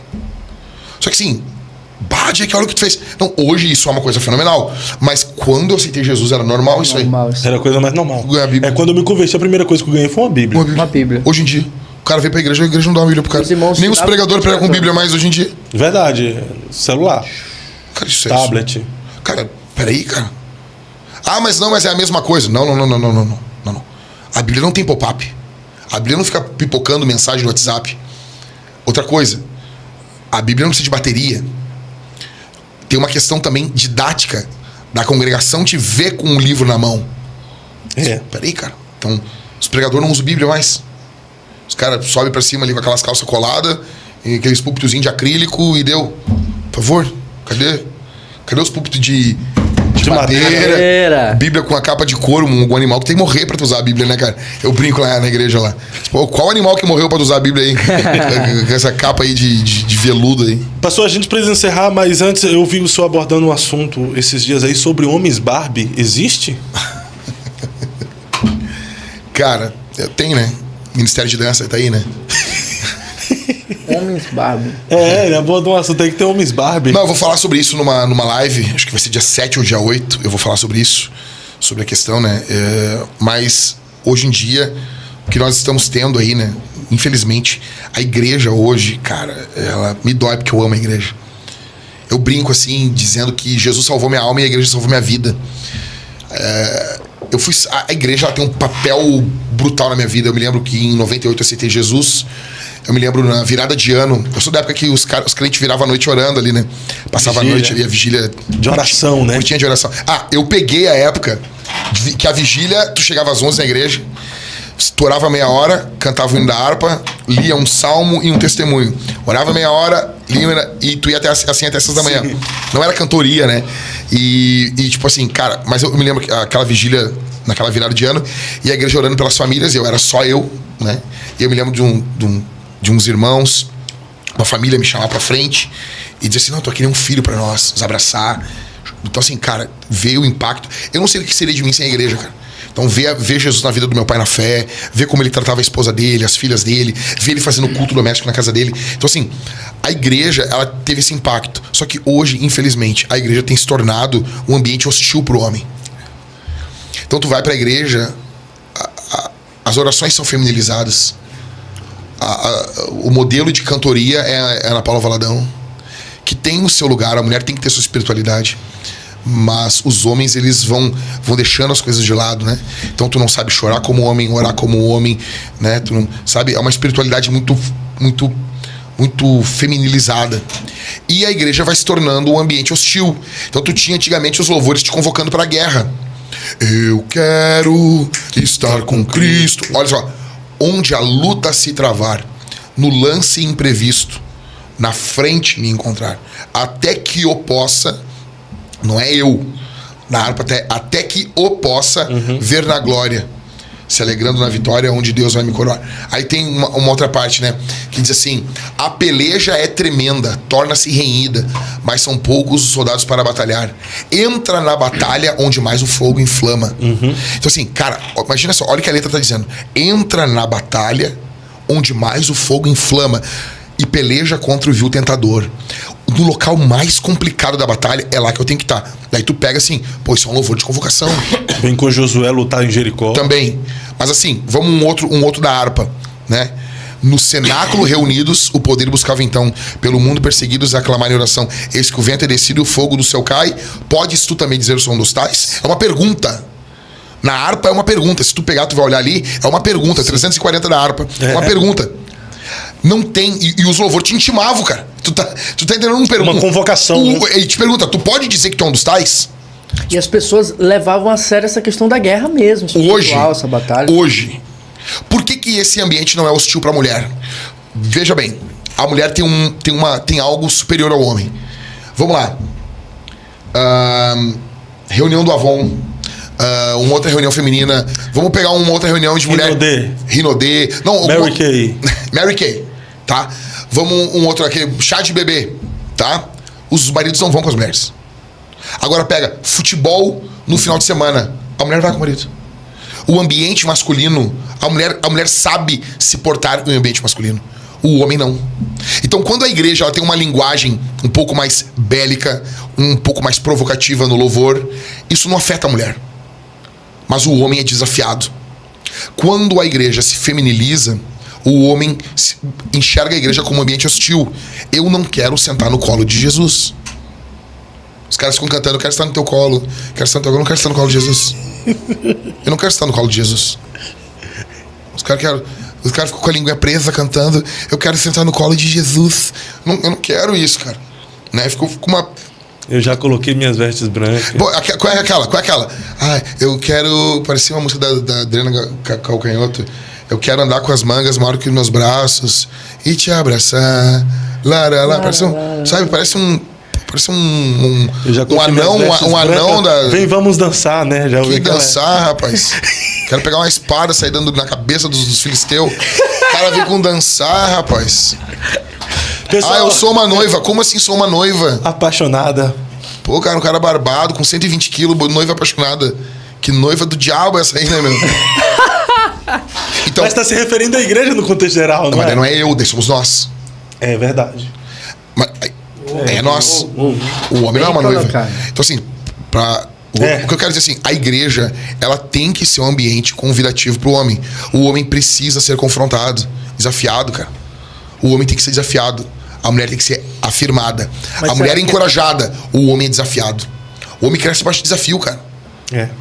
Era assim, velho. Era assim, sempre foi assim. Pô, como é que eu recebi os obreiros lá em Madureira? caras com a igreja fechada. Eis os grilhões e trevas tão medo, todo poder o Pai. E abri a igreja e os obreiros entrando, cara. E aquela banda, pô, tá louco, velho?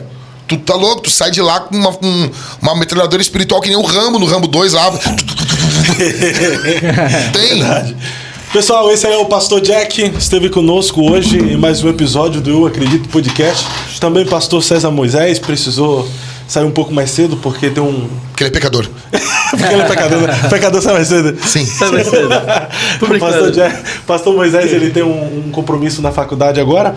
E nós vamos ficando por aqui. Muito obrigado, Pastor Jack, por ter vindo nos prestigiar aqui, compartilhar Tamo junto. um pouco do depósito de Deus na sua vida conosco. Danilo, obrigado. Tamo junto. Obrigado, TV Fusão, pelo apoio de sempre. Oficial Fogo na Brasa. Fabrício, obrigado aqui pelos aperitivos de sempre, que sempre tem honrado os nossos convidados. Nós vamos nessa sábado, se Deus quiser, nós estamos de volta com o pastor Cláudio Gama.